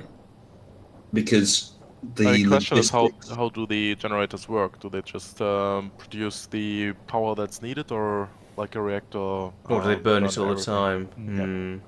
Yeah. So actually, maybe what we should be... No, we're not going to have... We can't realistically have another supply of power, can we? Unless we...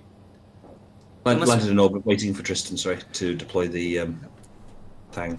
Maybe we should put in a load of accumulators as well, with the theory being that when we stop using the Stargate, we disconnect, that we take all the fuel out of the reactors and just leave whatever else we have running just off the accumulators. That is, if we're going to have anything, or we don't know. We don't actually have anything else out there that isn't going to be part of the Stargate system, do we? At least at the moment. That's sorted, Mike. So good, sorry? Yep. Okay. Was this a closer in one? This is... Yeah. Whatever system we end up setting up for recharging and reloading the singularity fuel cells, we should set up to be able to support an arbitrary number of reactors, I think. I don't know whether we want to have a separate refilling machine for each one, or maybe each couple, just to make it. Well, or 4 perhaps, so we could have 2 above, 2 below, just to have it sort of reasonably compact and easily expandable without having massive numbers of the singularity fuel cells on a belt somewhere. Do we know if it's something you arrange like a nuclear reactor, or? No, I believe it's a No. single machine that just Yeah. turns matter directly into power. Exactly. You don't need steam turbines and so on. But I think you are going to need a system that will take the empty fuel cells out of the reactor, put them into a machine that will refill them with matter, and then put them back into the reactor again. Yes. And I think it's going to be better to have pipes of matter being moved around rather than having belts of the fuel cells, because the fuel cells are fairly expensive. Yeah, talking about the fuel cells, if you wanna... So, I was thinking about making them, but they need like a lot of things from a lot of different places, so I would use bots probably quite... Not heavily, but I would use them, so... and I know that annoys you, so if you are looking for a little side project, just build the empty singularity fuel cells. Yeah, I think you may be on the. I may not entirely disagree with the bot usage here, because it's getting to the point of being a little bit silly.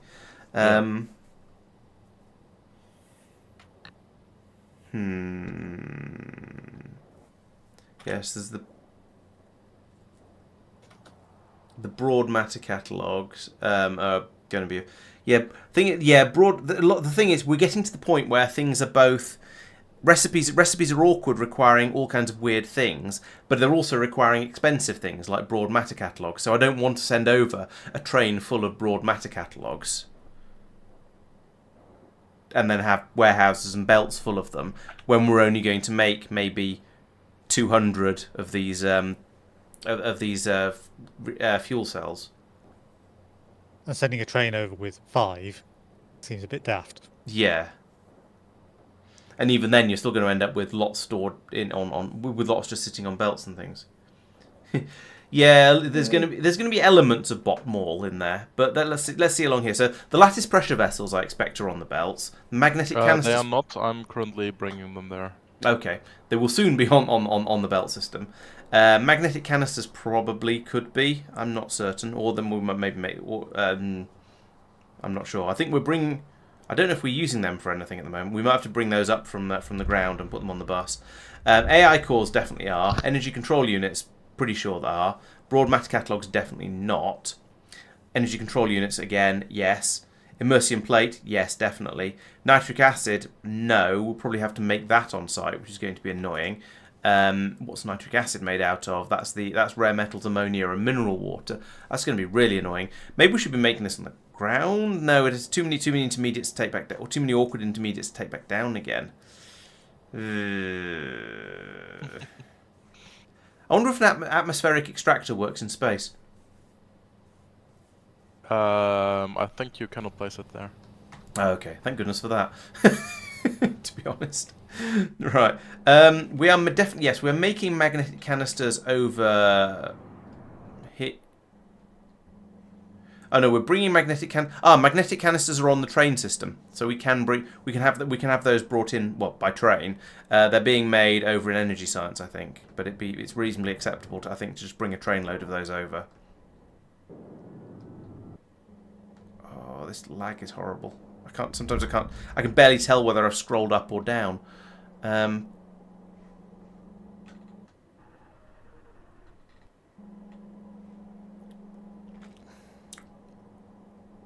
Yeah, need to work out what's doing that. Yeah. I even did a tactical reboot before we started, so I don't think it's something I've left open.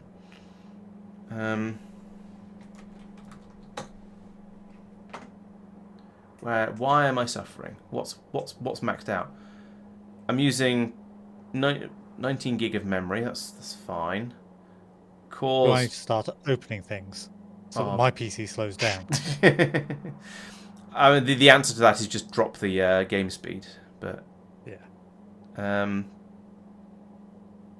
What's the I can't remember what the command is to find out what your graphics card's using. I'll have to have a look at it another time. But yeah, everything here looks fine. Disk I/O is peanuts. load average is only about is less than 3. That's fine. Yeah, it's weird. I wonder if my graphics card's struggling. Shouldn't be struggling. I mean, we're playing Factorio. It's not difficult. That's not a bad idea. Regular has suggested an absolute abomination of an idea, but I think it's actually quite a good one. Bringing the nitric acid up from the ground in barrels. The other possibility is to bring it up in a fluid train, which we have systems for bringing up lots and lots of fluid trains, and then drop that onto a bus somewhere. But yeah, I actually don't hate the idea of putting it in barrels, which may sound weird. Are we going to want relatively small amounts of it? Yes. Yeah.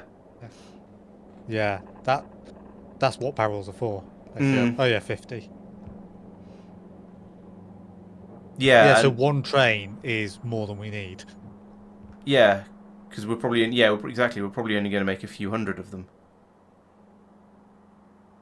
Where are the lattice pressure vessels being made? In the beryllium area. Oh, okay. I think. I hope. I don't remember ever setting it up, so. Don't see them in the column of stations there. No, I don't think they are being made down here.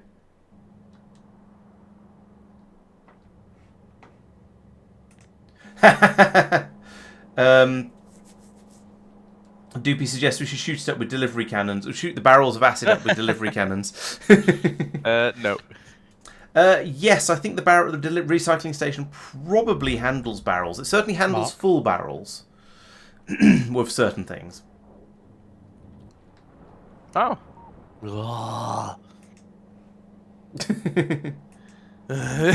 Can't click on the thing with lag is lagging. Oh yeah, there they are. Yeah. Well, the good news is at least they're on the bus, so you only have to pass them over a short distance to put them on that belt. Yeah.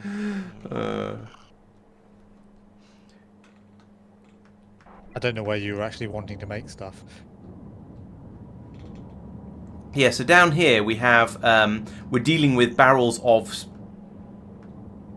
down here we're dealing with barrels of stuff, and yeah, they're just getting chucked onto the recycling belt. So yes, the recycling system can deal with barrels. They presumably go down here and then they're going to get crushed somewhere. Here, in fact, yes, the barrel's going to get brought in here and crushed down. So yes, we can just chuck empty barrels onto the recycling system, and they'll get taken away and dealt with appropriately. And eventually get loaded into that train, and I don't actually know if we deal with them from there. Ha! Probably, hopefully. Hopefully. It's not backing up into the warehouses, so it might be okay. I don't know, I'm trying to find the train again, but the lag is so bad I have no idea where I've scrolled to. Oh, it's here. It has a steel drop-off. There is a steel drop-off station that it tries to go to, so yeah, maybe. Okay. And it's fairly full, so I guess we'll find out in the not-too-distant future. Like 96% full. It doesn't look like there's anything upset about... the steel drop-off isn't disabled. It could have a train limit of 0. Yeah, so... And I could just trigger it now, but I don't think it's worth it. Just let it fill up with the other 4% of train capacity.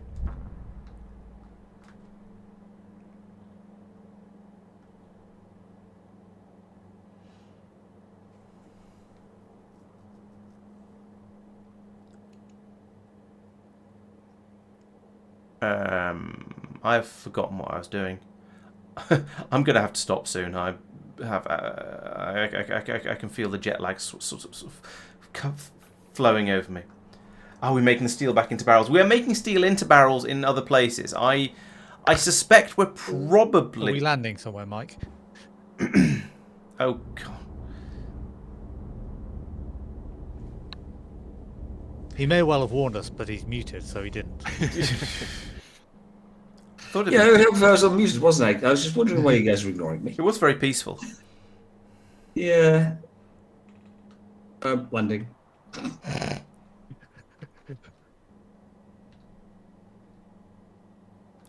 There with. I have 3 frames per second.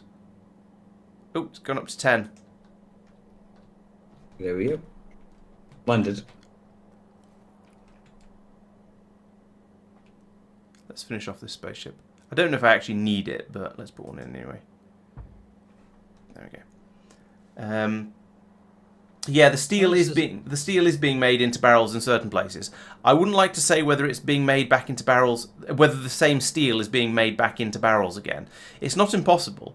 I do know that some of the some of the barrels come from the material science area over here, where small amounts of contaminated cosmic water are being produced and then disposed of by barrel, and then chuck them on the disposal belt. And this area does bring in steel, but I think it brings it all in the form of ingots. So, not here. There might be a steel plate drop as well. It's true. There might. To the left. Yeah, I was just trying to move to the left, but I don't have enough foots. That's copper overflow. That's Manta's good God guard. Helpful. Yeah, I don't know. I don't even know where the steel goes to. Actually, I could probably find it, couldn't I? Stations. I've just pinged it. Oh, okay.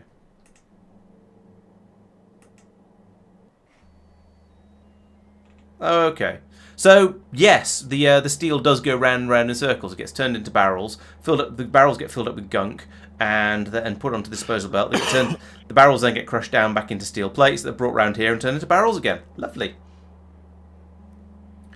I could turn down some of the graphic settings. I shouldn't be having any problems with graphic settings because the game has been absolutely fine for however many years we've been playing this for. We're struggling for UPS, sure, because our factory's getting bigger and bigger, but I shouldn't be having graphical problems. I wonder if I can do anything with the graphics without changing anything too significant. Without having to restart, rather. The that sort of secondary pile of booster tanks is nearly out of fuel.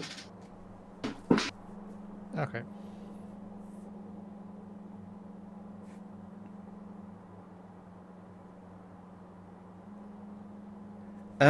Yes. We also don't have enough satellites to do a full set in a new system. No worries. So, I mean, the way I see it, whilst I was planning to go to the Arione system, because there's 3 planets there, at the same time, that might not actually be worth it. Yeah, it's possible the system would produce. We would end up with more steel because we've got. If it was just this thing here, bringing in the steel and turning it into barrels and filling the barrels up and sending them away again.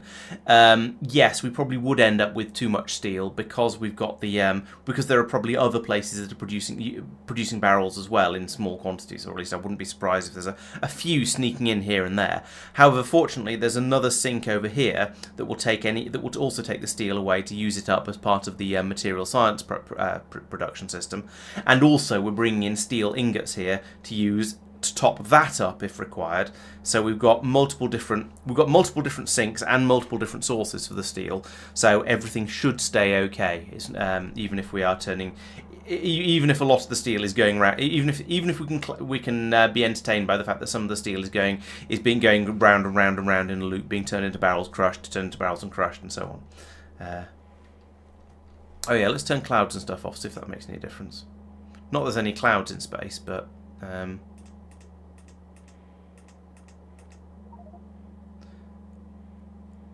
let's do all of that, see if that makes any difference.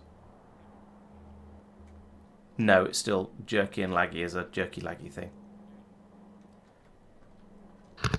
Tristan, could you try dropping the game speed down to something quite low, please? Yep. And I want to see if that makes my obviously the game will run slowly, but I'd like to see if it makes my graphics and scrolling and stuff smooth. Haven't changed the game speed for ages. Had to press up a lot of times. I couldn't remember the command. That should be on a solid 30. See if that helps. It seems, yeah, that seems much better. That's a shame. That is not an iron ingot. That is a steel ingot. You can tell by the way that it says steel ingot when I mouse over it. Also by the colour, and by the fact that it's being turned into steel plates to go into the same warehouse over here.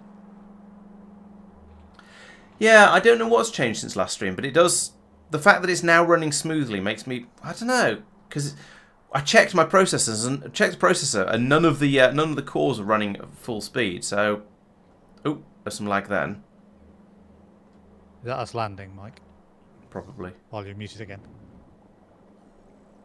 Oh, we're still flying along quite happily. I don't know why it's struggling. It is certainly better now that Tristan's halved the game speed. So what I noticed is you've only got flups up rather than latency and buffer and so on. What I had was 3 FPS for a while with a buffer of over 1,000. And that took ages to come back down again. Ironically, it does have the most latency. Oh, I've dropped, my FUPS has dropped below my UPS now. Oh, no, it's back again. That's yes, simply I've been trimming surfaces, or deleting surfaces rather, as we leave them. Okay. Yeah, there's quite a lot of biters on a lot of this planet, so that's definitely would be a relevant thing, and it's definitely would definitely harm my UPS. Yeah, I don't know what's changed since the last stream. I don't think anything has, because I mean I've been away for 2 weeks, so I've not had a chance to do anything. Yeah, it is a mystery to me. I don't know. I don't think I've changed anything. The factory has grown a little bit, but to be honest, not all that much. Most of it has just been sort of little bits of tweakings of things. We've got to the point where we're tweaking rather than doing huge builds. Marc has put out enormous quantities of solar panels here and there, but solar doesn't use all that much UPS once it's down. So, yeah, it's weird. I don't know. I don't like it because it's horrible.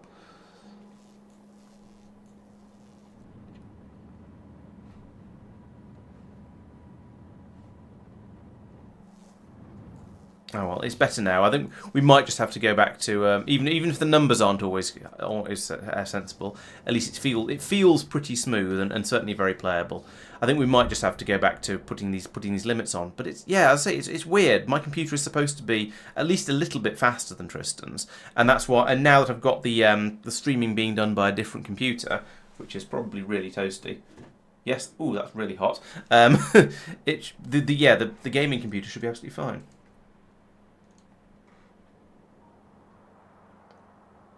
Exactly, yeah, exactly, Balinor.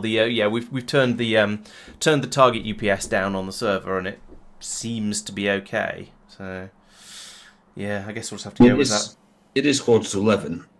I think. Well, I mean, my personal plan, and it's up to you whether you wish to follow suit, is do the last planet, which will be another 20 odd seconds to get there, and 2 minutes to do stuff.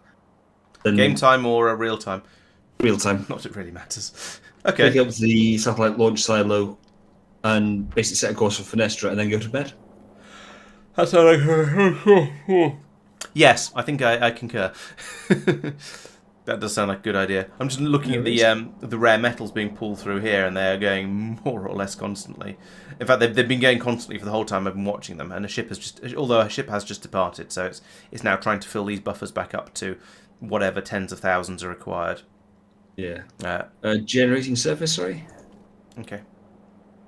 Oh, yeah, felt that. But that's a sort of a thing. It's a brief thing, and a thing you can be warned of, so it's not so bad. Okay, and landing.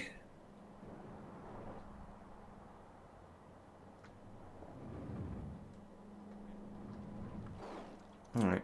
Things do seem to be going quite well. We're still short of... I'm going to have a quick look to see what's going on with the iridium production, because as we've seen, there's a decent amount of it being made. So look in Kothar orbit. Actually, what's the spaceship up here doing? How full are you? You are quarter full-ish. What's going on down on the ground?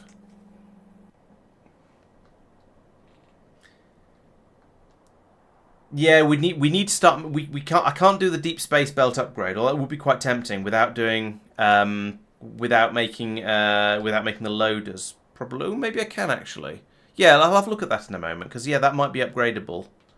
So over here we've established. Yeah, I definitely do need to go to bed. We've established that this is now running pretty nicely. We've got a steady stream of the blast gate coming out here, coming over to be made into the iridium. There is a quantity in this warehouse. There's a train that's gone off to take it up here, presumably. Yes, there we go. It's dumping it into here. The train is presumably at the other end, unloading the previous load. Yeah, there it is. So yeah, we are. This is going pretty nicely. We are making a decent amount of the iridium. It's just, as I was saying earlier, it's still filling up buffers, I think. So we're making it faster than it's being used, but it's still being used in a lot of places, and there's a lot of buffers to fill, so it's going to take a while. Oh, well, in fact, let's have a look at the production graphs of all the ingots. So we're going to search for ingot. Then we can have iridium, and don't care about copper. Beryllium I care about. Holmium I care about.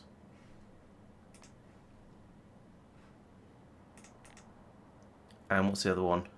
Naquium? Yeah, I guess naquium. I know naquium's a problem, though. Or it's a... It has just died right down looking at the 1 hour graph. Consumption is... Yeah, oh, which one's naquium? Naquium is red over there, red over here. It's spiked. The consumption has spiked up on the 1 hour graph, but it's been very, very low for quite a long time. You're right, production has dropped off. Let's go. I'll have to check on that. But it's mostly just sort of looking at the numbers over the last hour. So we've made 48,000 iridium and used 42,000. So that's good. That suggests we are, as we said, filling up buffers. Made 31,000 beryllium, used 30,000. That's a little closer than I would like it to be, but it is. We are making it faster than we're using it, apparently. Holmium 21. We've made 21. We've used 26, which is impressive. So there must have been a spaceship arriving at the beginning of that hour or something like that. And yeah, the naquium, we've made 8.6 thousand and we've used 2.5 thousand. So that makes me think, if I go over and look at Talos... Oh no, you said the usage the production has gone back up again, didn't you? No, production has stopped. slowed right down. However, usage has gone from very little spike. Yeah, why has production stopped? Oh, we've run out of crush. No, what? Oh yeah, we've got enough. What? Why is this stopped? We've run out of crystals because we've run out. We've run out of vitalic reagent. Right. Okay. That could be problematic.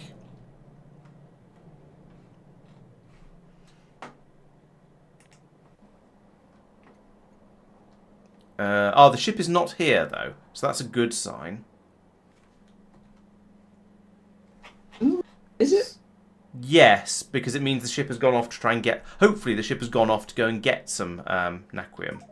Sorry, some vitalic reagents. Somewhere else due to a logic error. And no, it's on its way back now, carrying about 19,000 of it. So yeah, it is. The system appears to be working as designed. We ran out, probably because there wasn't any in Norbit for it to pick up, and now Marc has fixed that. We've now had a load of vitalic reagent appear, and we can start passing that out to the train. The train that is normally a good one. The train is hopefully going to nudge itself. I don't know if it does though, or whether it just waits for an amount of time and then goes whelp and heads off.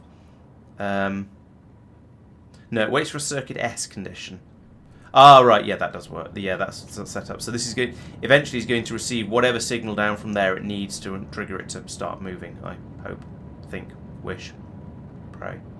How do you work? What do you do? You receive science stock. Oh no, you receive Talos for naquium. All right. And you're watching for stuff.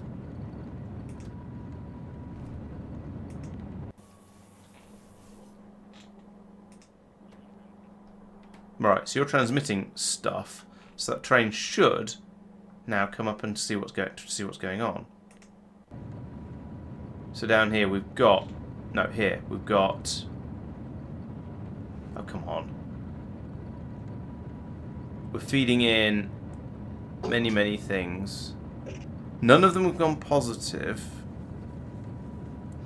Right, so we've obviously got a huge negative number somewhere on the system there. which is why so that isn't working quite as nicely as I would like it to. So that might not go positive. Yeah, because we've got this here. I kind of need to be adding that, or adding the opposite of that to the signal on the ground to find so that it does know when there's stuff up in orbit.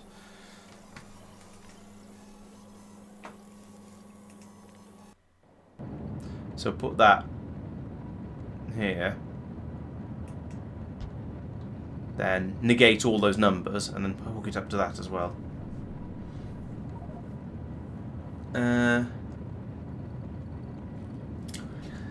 Superior inserters would... Oh, you mean superior inserters instead of loaders to help with the UPS issue? Perhaps. It's not... I mean, we have a bit of a UPS issue. We are running the game at half speed. And actually my FUPS have struggled again, but it's not been too bad. Yeah, we do have a bit of a UPS problem, but my frame per second UPS problem is a separate one. It looks like for some reason my computer just seems to be running slower today than it has been for the past forever, and I don't really know why that would be.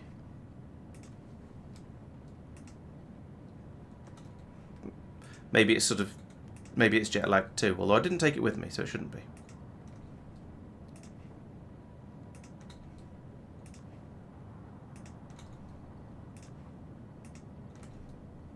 So if I go in here, if I turn all these numbers into positive numbers, then when I add them on to the feed that's coming down from orbit, it should mean that if there's anything at all up in orbit, this will cancel out with the this will cancel out with the combinator up in orbit. So if there's anything in the warehouse up there, then we can activate this thing down here, and it will trigger the train to head off and go and... Come on. There we go. There we go. So it triggers the train to head off. Train will go and drop off this bit of naquium that it's carrying. Fine. But more importantly, it will come back down again with all of the vitalic reagent and all the other stuff that we require. So it goes through the crossroads there. Lovely. Winter was providing free cooling. Perhaps. It's not actually all that warm, as you can tell by the fact I'm wearing a jumper. It's not cold, but it's certainly not. It's certainly not got to the warmth problems I was having last summer when I ended up having to point a fan at my streaming computer, the computer that's running the actual that's running OBS and whatnot. Haven't got to that sort of level, but yeah, I don't think it's that.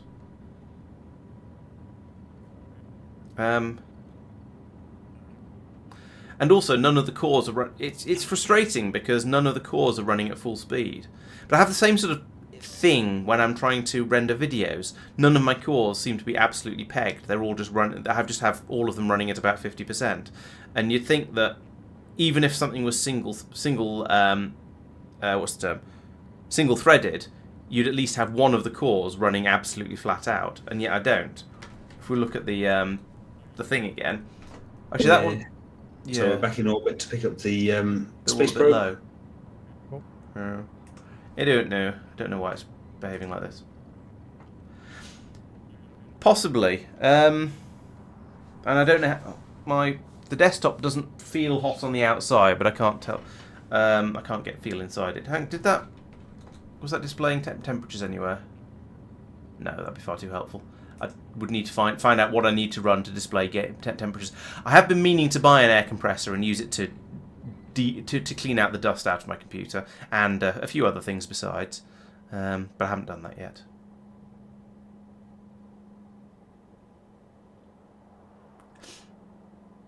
Yeah, I think cleaning the dust out is probably a good shout. I'll order an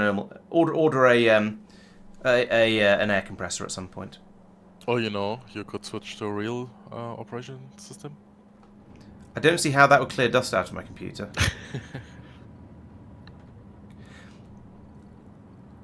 And I'm not sure you can claim that Linux has higher overheads than Windows with a straight face. I think you But parked at further least away. the cores would, get utilized. As in, it takes more overhead, so they will run. Yeah, I guess yes. If you put more if your operating system requires 3 of your cores just to run, then that would mean that you probably have some of them running at a higher utilization rate level. Okay, we're done, Mike. Okay, heading back to Fidestra. I don't know why I'm sitting here just watching a train fill up with little green bottles. It's a damn sight more than 10 green bottles hanging in the warehouse. Because it's 11 o'clock. That's why. Yeah, I I'm think you're trying probably to build right. something on Norvis that's really annoying right now. And it's not my fault this time. I'm genuinely slightly afraid to look. It's still going. Yeah, I suppose we have to look, don't we?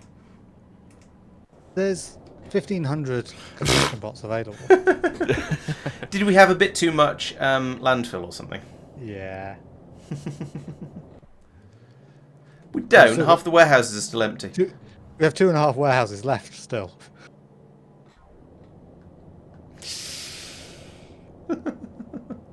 No wonder the game's been running slowly. Jeez. It's all these The game is bots. running slowly. Otherwise, there's a little cutout here. It's not been filled in. Yeah. Oh yeah. It's for the it's for that offshore Nice. pump when we accidentally demolish it and go, oh no, we have to put it somewhere else. Although it has been turned into a water well pump because it's been covered in landfill. So.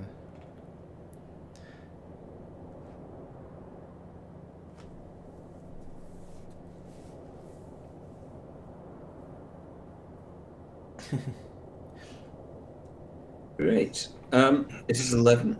I am knackered. Likewise.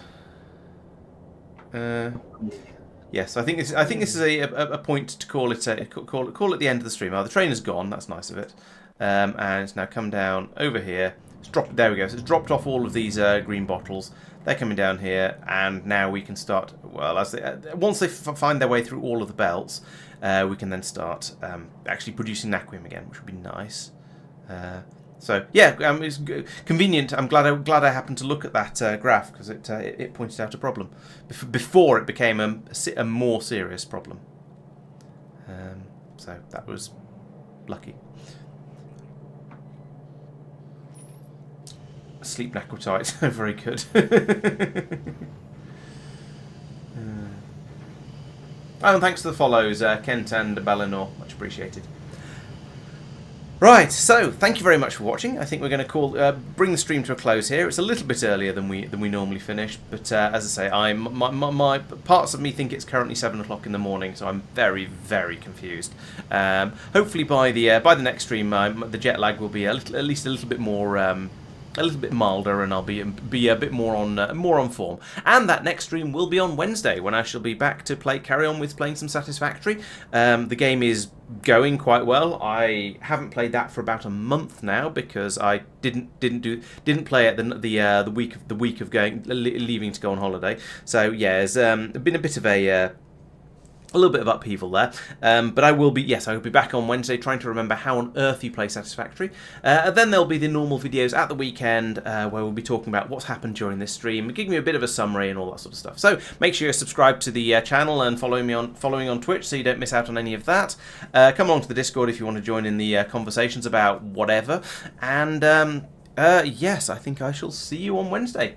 Thanks very much. Thanks to everyone who's been watching. It's been good to be back, even if I've not been quite at my sharpest. It's been I've had fun streaming, and can't wait for the next one. So thanks very much, and I'll see you next time. Good night. Bye, all. Bye, chat.